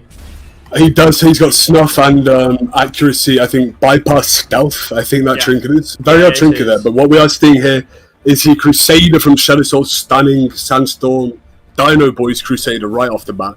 We're going to see the counter stun from the Vesta on who the Highwayman will stop the riposte. Interesting back and forth with stuns. Yeah, that's quite an interesting opener, right? So they basically both blocked each other, but or one another. But still, we have the Vesta who can stun the leper, I think, and stunning the. Exactly. I would always go for a leper stun because delaying the leper damage by as much as possible is just crucial. Also, look at that stun resist. The stun resist on both is reasonably high. How did this? He not went for go the bounty through? hunter because it was that hither. Watch that. Oh my god! Really? Oh, that's low chances for both of those moves not to go through, and they both didn't go through. What do you want to see here from the leper? Do you want to see revenge coming out, or do you want to see him just chopping down damage? I don't know if he has the time, but at the same time, like you can bypass, you can skip the revenge altogether. He doesn't have revenge. He doesn't have revenge. He's only got purge, heal, chop, and Q. Yeah. Okay. Interesting. It's very cute. But I would always just either have a jester or use revenge because you need this accuracy. There's so little accuracy. He has 88 accuracy. Very lucky. 88 versus 40. Yeah. It was super unlikely to work. It's like it's not gonna get any better like as the fight progresses, right? Because I mean, also not a great turn. You would have wanted to see him purge the Crusader, right? Get that stun out as well. But like that's the problem, right? Do you really want to purge the Crusader? Because then he just Holy Lance you in the face twice. I think you can take that. I think what we're seeing here is that Dino Boy Sandstorm on the left here has a more healing centric team. He's got the Solemnity, he's got the Crusader, and he's got the Vessel there. All kind of healing. You know, the Highwayman and the Jester can't heal themselves. Yeah. I think we want to see more control here out of Dino Boy. Well, on the other hand, like if you let this Crusader just Holy Lance you twice, like you probably lose the BH like right off the bat. Like there's no recourse in that then. I think you can leverage your stuns and kind of. It is, especially with these bleeds. We are seeing these bleeds go through though. The Crusader is positioned into it as well though. He's going to have high bleed resist. We don't have the Hemlock on that guy, so it won't be too much DOT damage going through. Okay, so this BH, I don't think that BH really fits into the narrative that Icon Sandstorm has brought to the table here. Really, like what does the BH do on this comp other than the executing for the leper? I feel like if you take the Jester instead of the BH in this particular comp, you just have so much more utility. I think maybe the bounty hunter here was for the movement because he can uppercut, he can daze, he can change all the stuns around, but he's not doing it here. No. And he's losing this one-on-one stun battler again, you know? Yeah. I mean, he could have pulled the Vestal to the front, possibly, right? That was probably his gambit here, but it's just not working out too well. I mean, you can pull the Vestal, then you can purge the Crusader, and then you have the Vestal rank 1. I think that's what potentially you can be doing here, right? But he's not doing any of that, really, so it's just kind of... From both positions here, we've got stun teams that... How are they really going to leverage... They've got one character on both teams who can really leverage the stuns. We've got a Bounty Hunter that can do extra damage against a stun target. And we've got a Jester that the DOTs kind of naturally took over. But we've got two stun characters here that really just trading with each other. They're just extending the life of this game without really making much impact on the tempo, the health, or really the game state. I think maybe we're just waiting for one to miss a stun, something like that. A very kind of meager thing that neither of them really capitalizing. It's a good pull anyway, because it puts the Jester in 4th, which delays this by, like, he cannot finale for at least 2 turns right now. He has very little backward movement, right? So he cannot even harvest, right? So that's kind of... Oh, look at that. That I have not seen pistol shot taken on a Highwayman ever. It just goes through right now. That's heavy damage. I actually didn't expect him to have the pistol shot on the Highwayman. It's such an uncommon choice, isn't it? It is, but I think we can see Dino Boy here leverage around that. If he picks a Bounty Hunter last, he can take that bleed hit last, and he won't get a hit from Shadow Soul onto him. That's early. I call that premature. I don't know. If I did that with a girl, I think she would kick me out. Come on. But yeah, it's definitely too soon. That's way too soon. It's like, does he? I think he does take enough damage to go back to death's door anyway right now. Oh my god. It's like, what do you do right now? 8 damage per turn. Like, you cannot prevent the death from... I mean... I don't think you Hugh. I think Dino goes first, so... I mean, I think if I was this Leopard team, Purge increases your accuracy. What I want to see out of a Leopard is just literally a Purge train. Purge. I would definitely just want to purge that. So these are lucky hits. These are lucky. He's hitting a lot, but we need to understand these are lucky. He has 80 accuracy only. I mean, no, I think he purged once. Oh no, he has not purged once, actually. No, he was only using the chops here.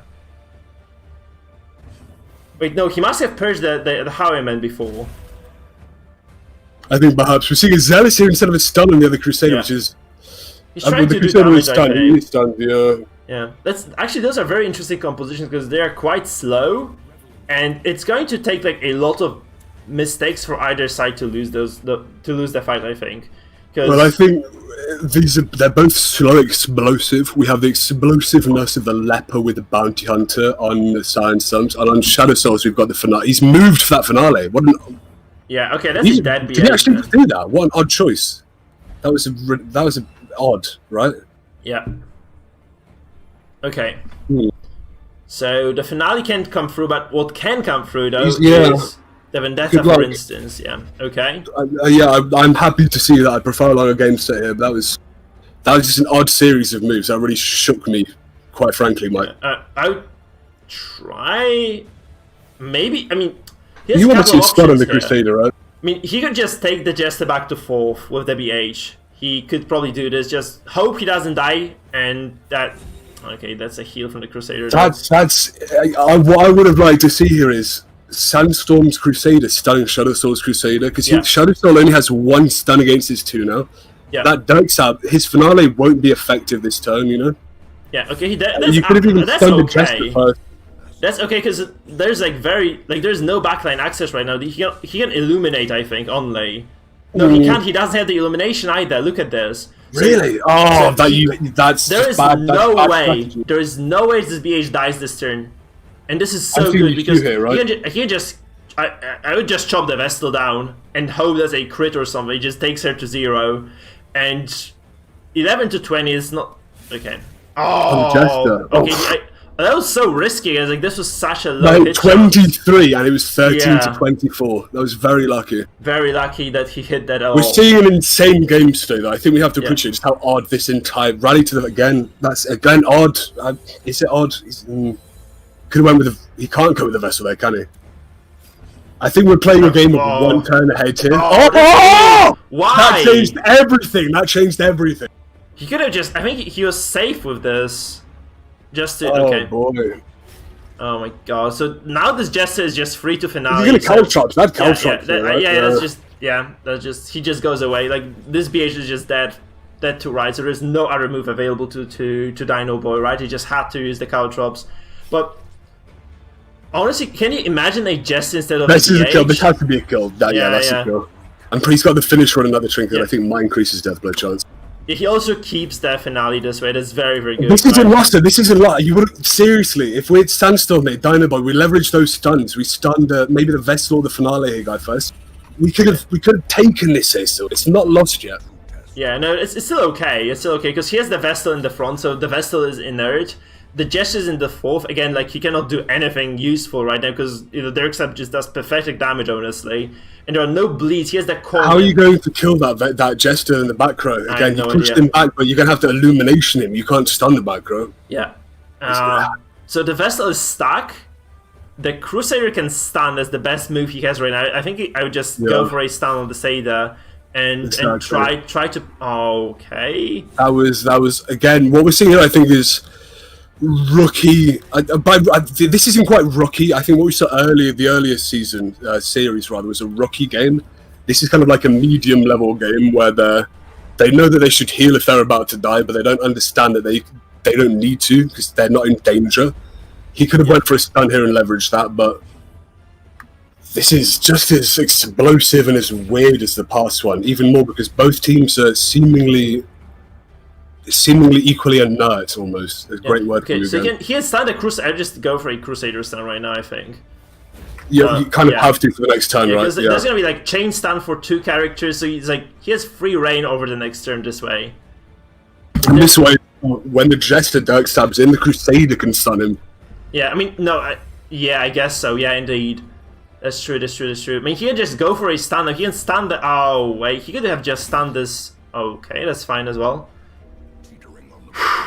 He has so many possibilities. Like there are so many possibilities right now for Dino Boy, right? So I mean, we say that, but look how quickly they're taking their turns. It's a little bit slower than last time, but this is still quick. Like you've got to work to about that. Last a minute, you might as well take it, right? Yeah, you have 30 seconds per move. So you have 2. Is that it? Only 30 seconds? Yeah, it is 30. Yeah, I actually checked it empirically. I sat down with a clock. That could do with being only 45 seconds, if you ask me. I think we're stun here. We want to see a stun here, right? No, what are you going to do on the Jester to get the dodge down? Yeah. To get the dodge down. That's quite He's reasonable. got 55 debuff resist though. That's a really high debuff resist. It does go through though. It does go through. So he gets it though. Like that's important, right? 10 dodge Jester is like not even remotely as threatening as a 40 dodge Jester. It's not a Jester, you know. Yeah. 40 versus 10 is the difference between 30% dodge chance. Oh my god, the Devler goes through. That's a game now. That's a game. How many times have we seen this Crusader with a sword through the back of his fucking bunch in rank 2? Jesus Christ, I'm getting amnesia. We're in the Matrix right now, Mikefield. What on earth is going on? So this Vesta just stays useless right now because like he can move her now. But it feels like she's not been moved for 4 turns. How has it only been this turn she's been moved? No idea. Look at the Jester is not gonna get the finale of this game. I'm gonna bet my ass on this. Like there's no way this Jester does anything useful. He would need to push the turn 9, right? The 3 Dirk stabs at least with a purge. Yeah, stun goes through as well on the Vestal right now, which is also super important now because Dino Boy has 2 stuns, so potentially there's only going to be 1 active character on the side of Shadow. And that active character only has a Dirk stab, which does very little damage. It's only really used for its finishing blow. Yeah. Also, that's a big crit though. That is good. You leverage that with the Dirk stab. He's going to need to heal here. He has to heal this. That really messed up with his stun rotation. Yeah, indeed. Like, but no, don't do this. Oh, just heal. no. I mean, Mike. You know, I might do it. I don't know. Healing is the best option, but you might just want to go for a stun. I mean, like, you don't want to stun the Highwayman because the repose goes through anyway if you stun him. So yeah, I mean illuminate the Jester. Sorry. Oh, yeah, like, I think the difference there is playing 1 turn behind or playing 1 turn forward. Now you're 1 turn behind on the stun, getting it to see exactly. No. Now we're 1 turn behind the entire time. Oh no, that's that kind of. We're gonna see a killer. We are gonna see a killer. What? That's a kill. Oh, see, I told you.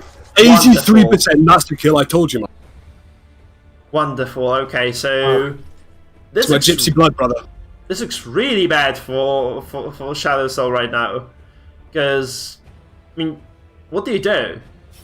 I mean, it's turn 8 and we've not seen a finale. I think what we do is we invest money in a time machine.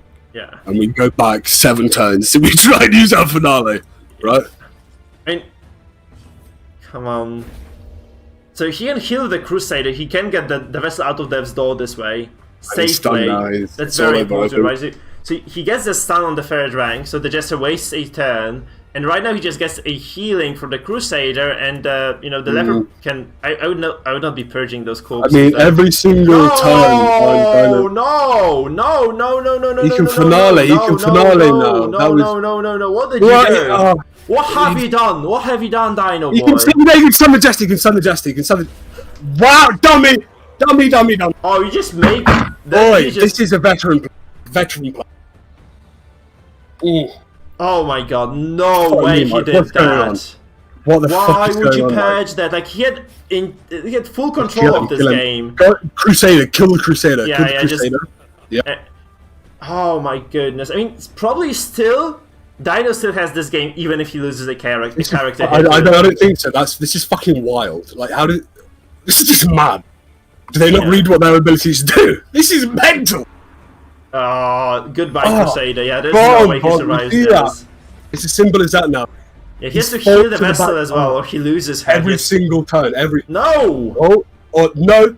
Good play. No, He gets to kill on the Jester. He gets to kill on the Jester now.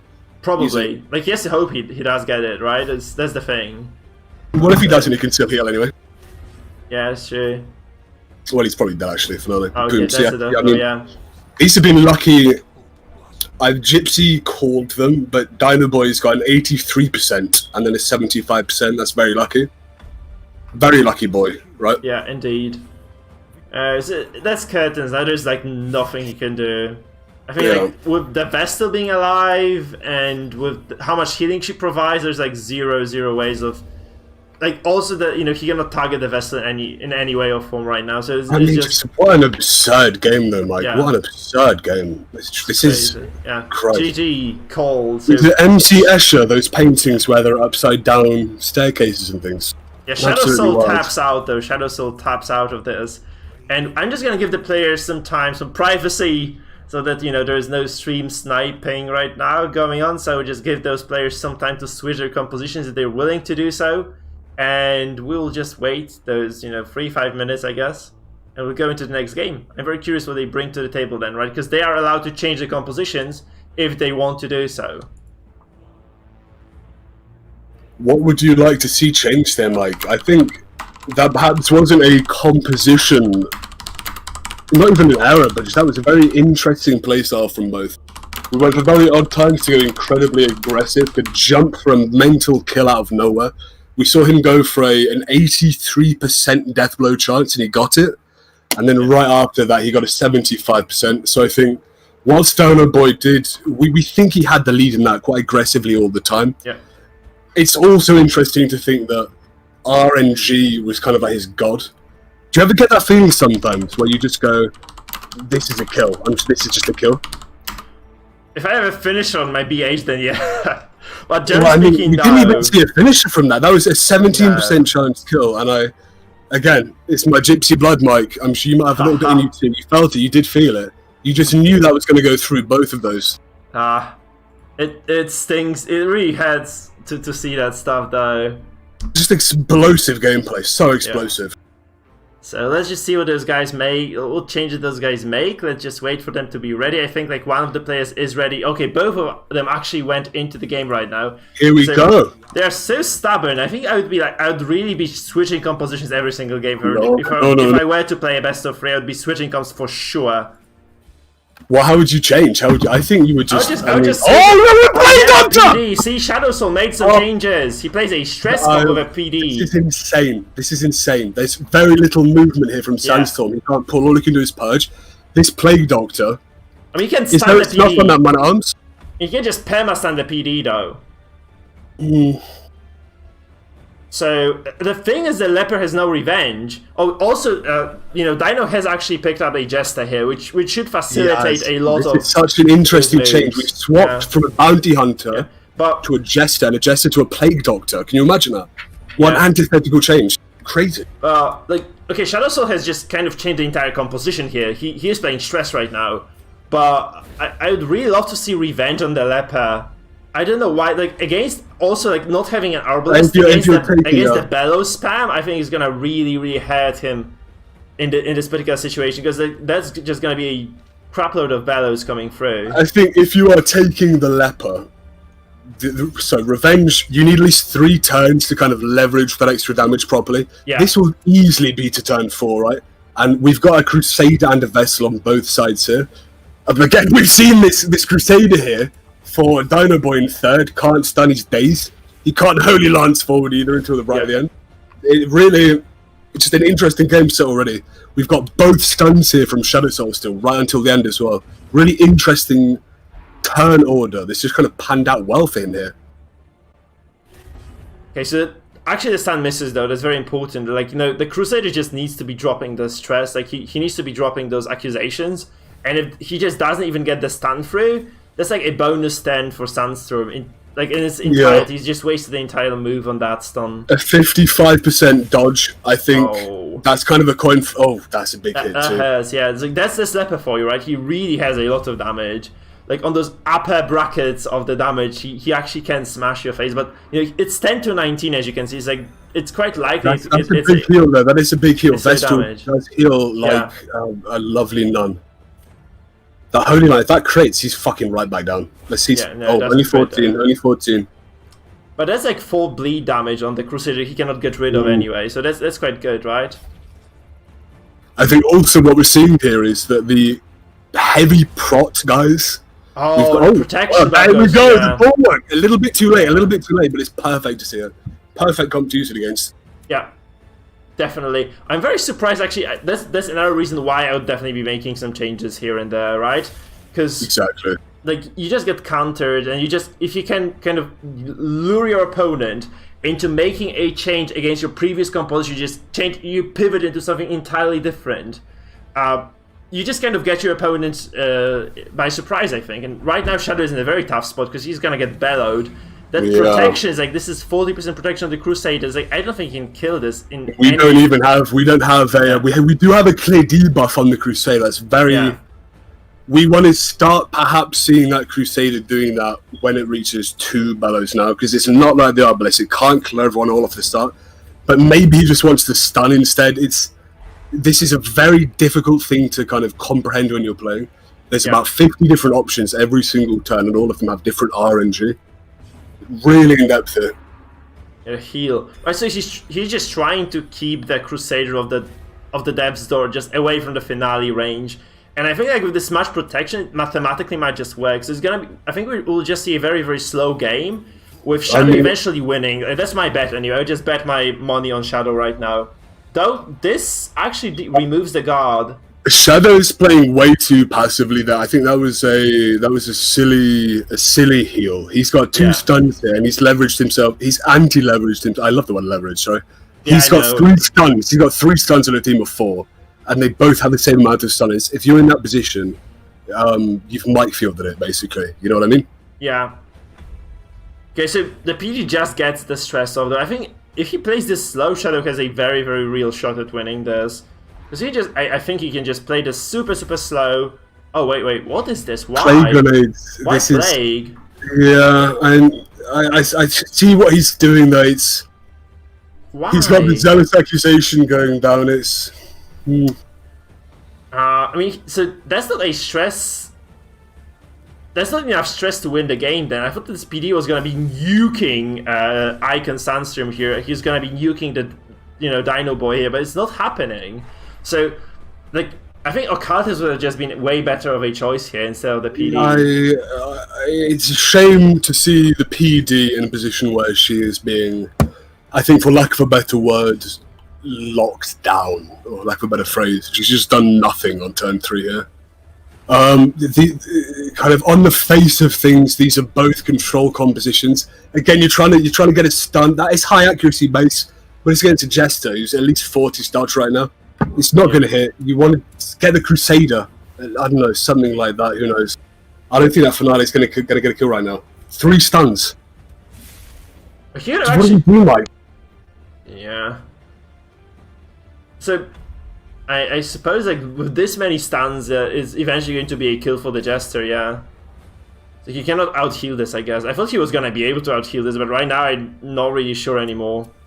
Because like with this many bellows, I think like eventually you should be able to just kind of outplay. Seeing him clear the debuff there, that was a smart clear of the debuff. He's going for it. He's going for a kill soon, and that Crusader is. I don't think he can do it yet. He's right. So he cannot do the finale yet. I think that's just not yet. I wouldn't use it now. No. Yeah. No. Come on, boy. It's way too far away. Yeah. Yeah. But our bleed goes through on the Crusader. It's lucky to get the bleed on the Crusader. Yeah. He does have the bloody coin, but still, it's still lucky. Does the coin actually increase the bleed? It does, 20%. It does actually. Okay, right. So that's good. That's good for him then. We do have a stunning blow on the Jester though. We're starting. Here we are. We're starting to see the stuns shift around. Yeah. We've just seen Shadow Soul be stunned for 3 turns straight, and now he's starting to get a little bit of leverage back, but he's not stunning the right people. Yeah, you want to give a Vestlon Crusader or something like that. Yeah. Get something out there, right? What is the use of the PD in this composition, though? That's my question. Oh, it misses on the Jester. It's the most important target for the Bellow. It actually misses on the Jester. Yeah. So I think the point of the PD here is he's got a Zealous Accusation, does a little bit of damage. He wants to maybe do damage to the front and the back row. Maybe he underestimates the effectiveness of the minus accuracy. Maybe he's trying to make a kind of hybrid build, and he's not quite managed it. But Yeah. I think he's trying to do about 3 or 4 things at once, and he can only do 2 of those effectively. Yeah. And right now, we're seeing him being countered by a team that's just focusing on stunning, just keeping him locked down, and it's really paying dividends. Yeah, but Another crazy love. because if this is a stress gun, I'd really love to see Houndmaster instead of the PD, or even someone super tanky like an Abomination here, just with the trinket, just with the riposte, right? Just having a lot of HP and defense, and just because I feel like then he could have actually done something. By the way, I think also Abomination deals with the Jester very well, and with the Leper, so maybe taking the Aben would have been the better choice here for sure. Well, I think from Shadow Soul's perspective, what we see here is that he's trying to leverage the stuns with the Blight. But what's happened for him is that he's been...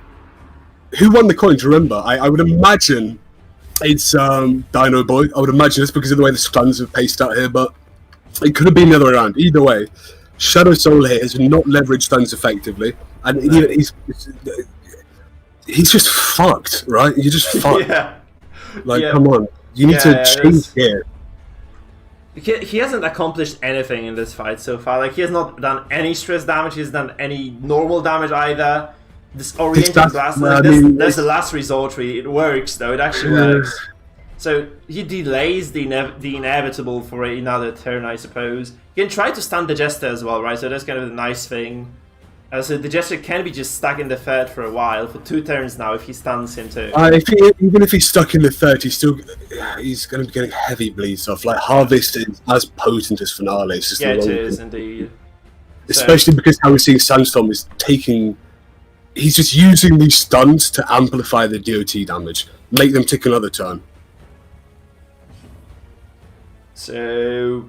I would just go for a stun on the Jester, Crusader, honestly. right? I would just go for the Jester. Crusader. Yeah, I would just remove the Jester from the fight for 2 turns this way. Because...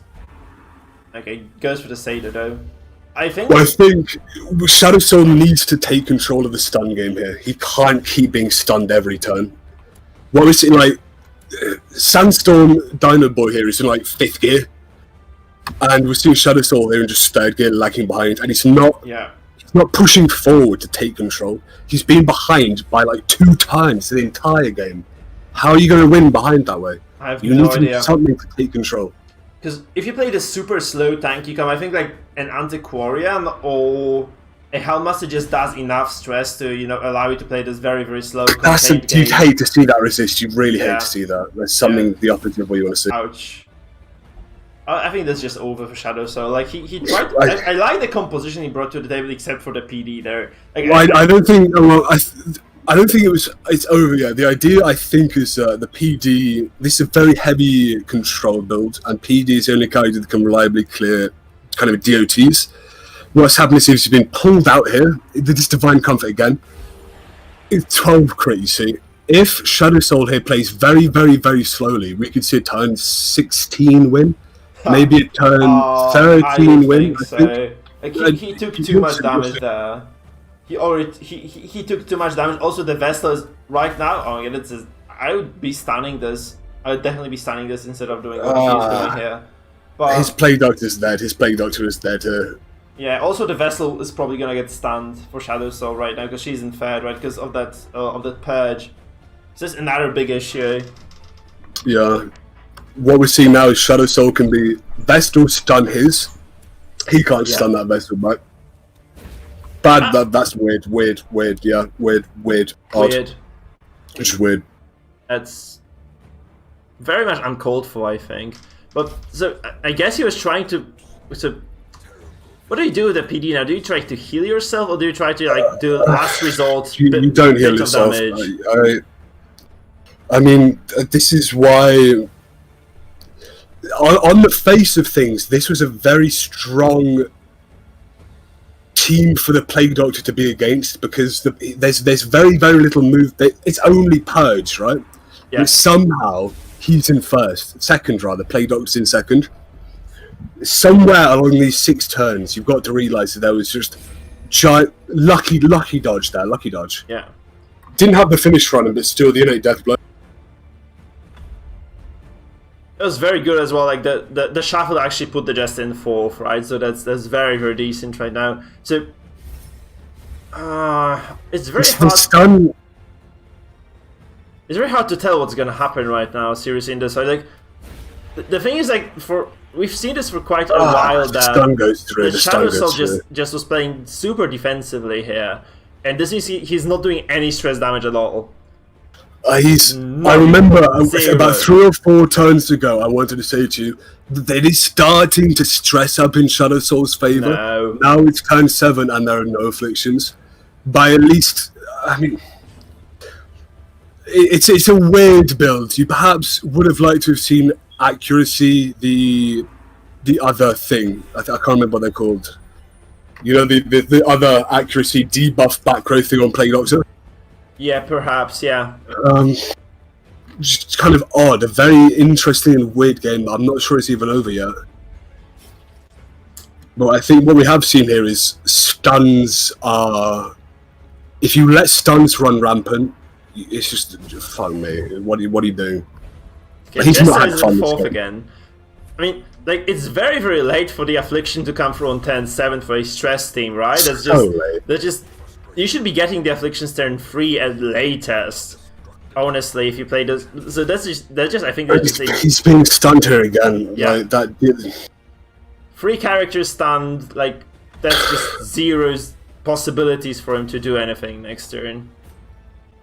Oh, he's just going to move to the front. Yeah, that's smart. I think I can relate to that, but he's going to get stunned again. I think it's very likely that, you know, Shadow Soul just picks the Vestal. He's got 40 dodge. It's you say it's likely. He doesn't have many accuracy.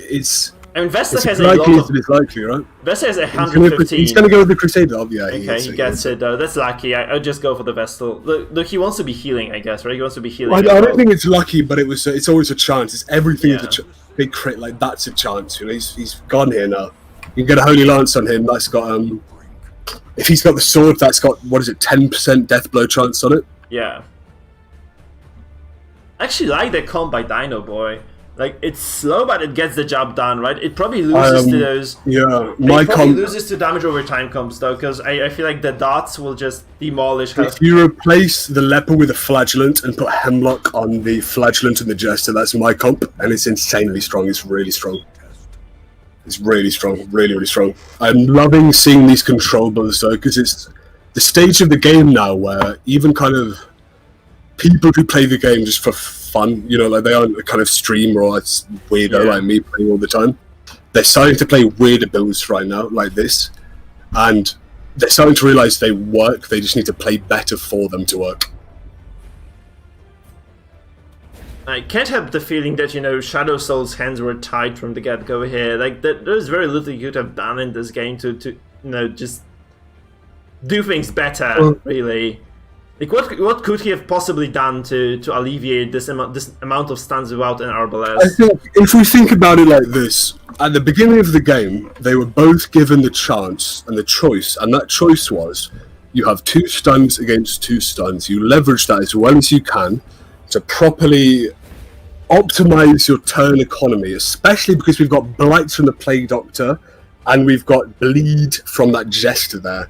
So what we would want to have seen from Shadow Soul here is very early on, when he was getting triple stunned. If you get triple stunned, it's game over. Like, you've made such bad decisions in your turn order. True. Like, you're stunning the wrong people at the wrong time, so you're not applying enough damage, enough pressure.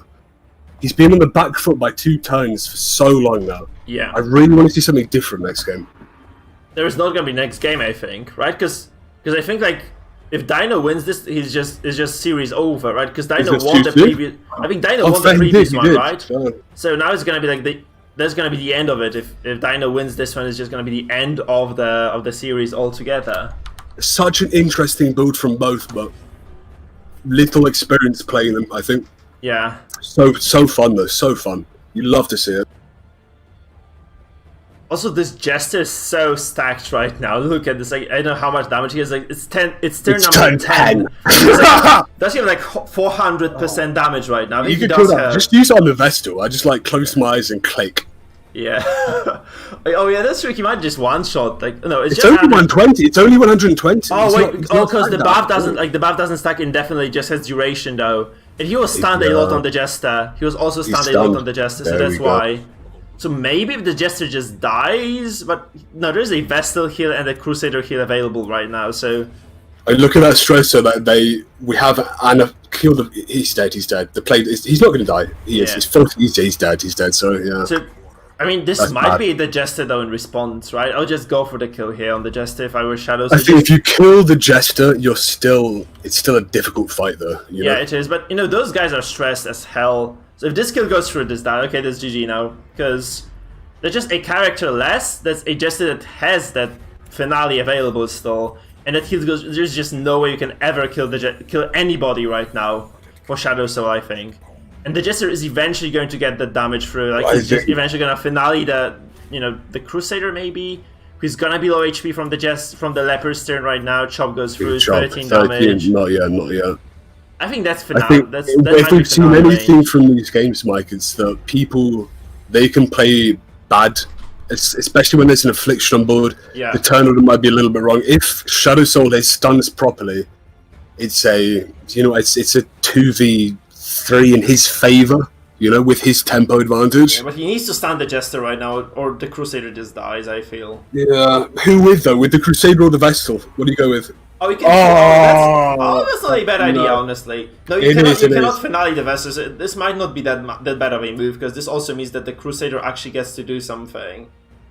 But yeah, he has seriously high debuffs right now. So what we see here is a defensive play. Though he could have just stunned the Jester instead, right? Yeah. But maybe this keeps the Crusader healthy enough, that there is no threat of the finale for a while. Well, there's always the threat of the finale when you're at 20 health, 26 health. There's Crusader, Holy Lance, Leper, Chop, Holy Lance, finale. He's gone. Someone's going to die this turn. Someone's dead this turn. So yeah, you might be right. So if he plays properly. Yeah. So what do we do here? I guess the chop goes through right now, and then he just tries the finale afterwards, right? I think I'd check the finale damage first, though, right? Or not? Boom, chop. Well, it's quitting. That's probably got it for you. Yeah. Yeah, that's gonna be the finale now. Yeah, because you cannot Holy Lance the Crusader, right? You cannot Holy Lance the Crusader. But that should just be enough for the Jester to do the damage, to do the deed, to remove the Crusader. I mean, again, we see... Oh, that's not enough damage. That's nice, exactly. That's protection and bellow as well. So it's minus 60% damage. That's so crazy. Insane. It's turn 11. Oh, this is no, the perfect thing about heavy... Oh! 1! It's a 0! It's a 0! That says 0 to me. 0 out of 52. Are you kidding me? Oh, no, the Devlo goes through though. What a ridiculous game. What an absurd game. I mean, that was a low chance finale, first of all. It was this was a very risky call to use that finale there. But then the Crusader just confirms the kill. And he doesn't he doesn't have the Root of Execution, still gets the kill anyway. That's so funny. Oh, wow, that was just... Every single game of Darkest Dungeon, I feel like there's some sort of curse on these streams where mental shit happens. Yeah, that's true. It's fucking crazy. Because if that Crusader had actually lived through the finale and didn't get executed with the Stunning Blow, I think we had the game on our hands. Now it's just over. Yeah. I mean, this was stuck in first now. If the Crusader had lived there, I think this was definitely going to... Okay, this had a...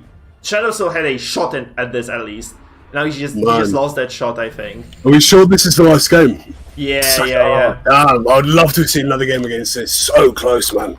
Because Dino is 1-0, so it's gonna be over right now. For glory, for the fucking Mikefield title. Yeah. Absolutely killer. You've won it, Dino Boy, sorry. To be honest, though, I think we need to give Shadow Soul, if not F's in the chat, fucking respect for just sitting stunned for 12 turns. Yeah. 12 turns being permanently stunned.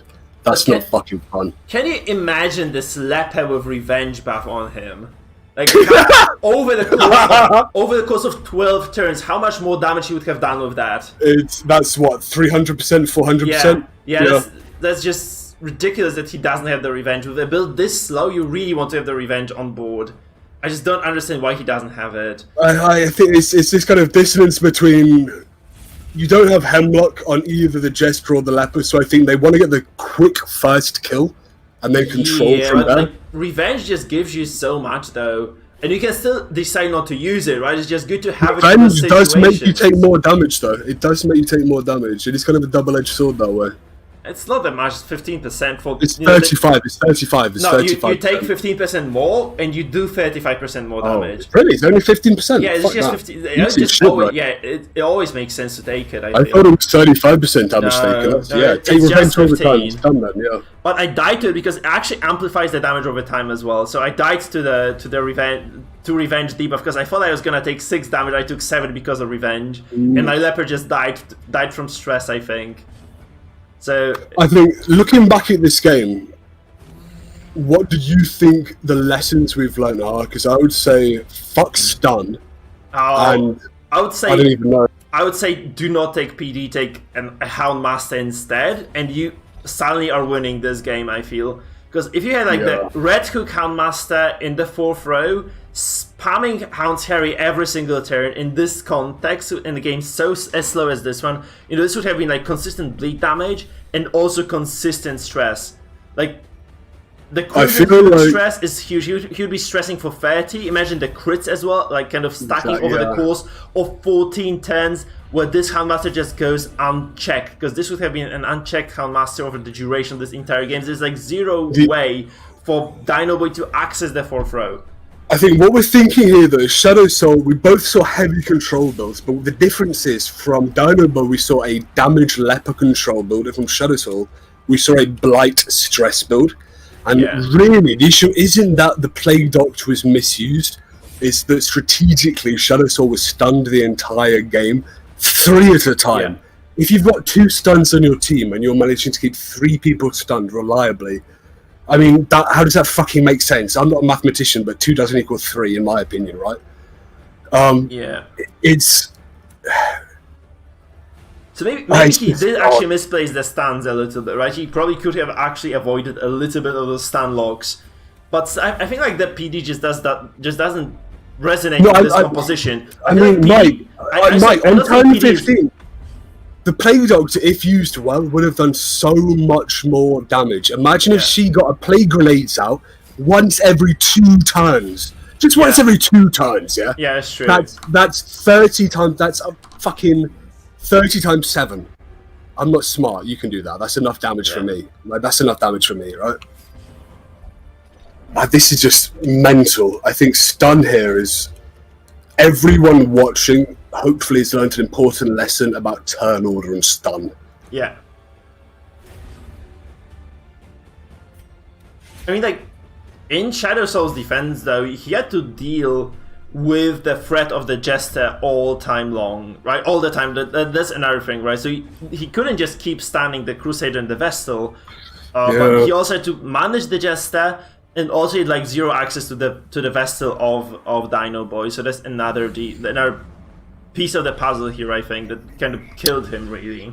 I think, perhaps the only way we could have seen Shadow Soul take the advantage with the Plague Doctor is if he was on the coin, got some blighted damage going early. That way, he might not have been under constant attack all the time.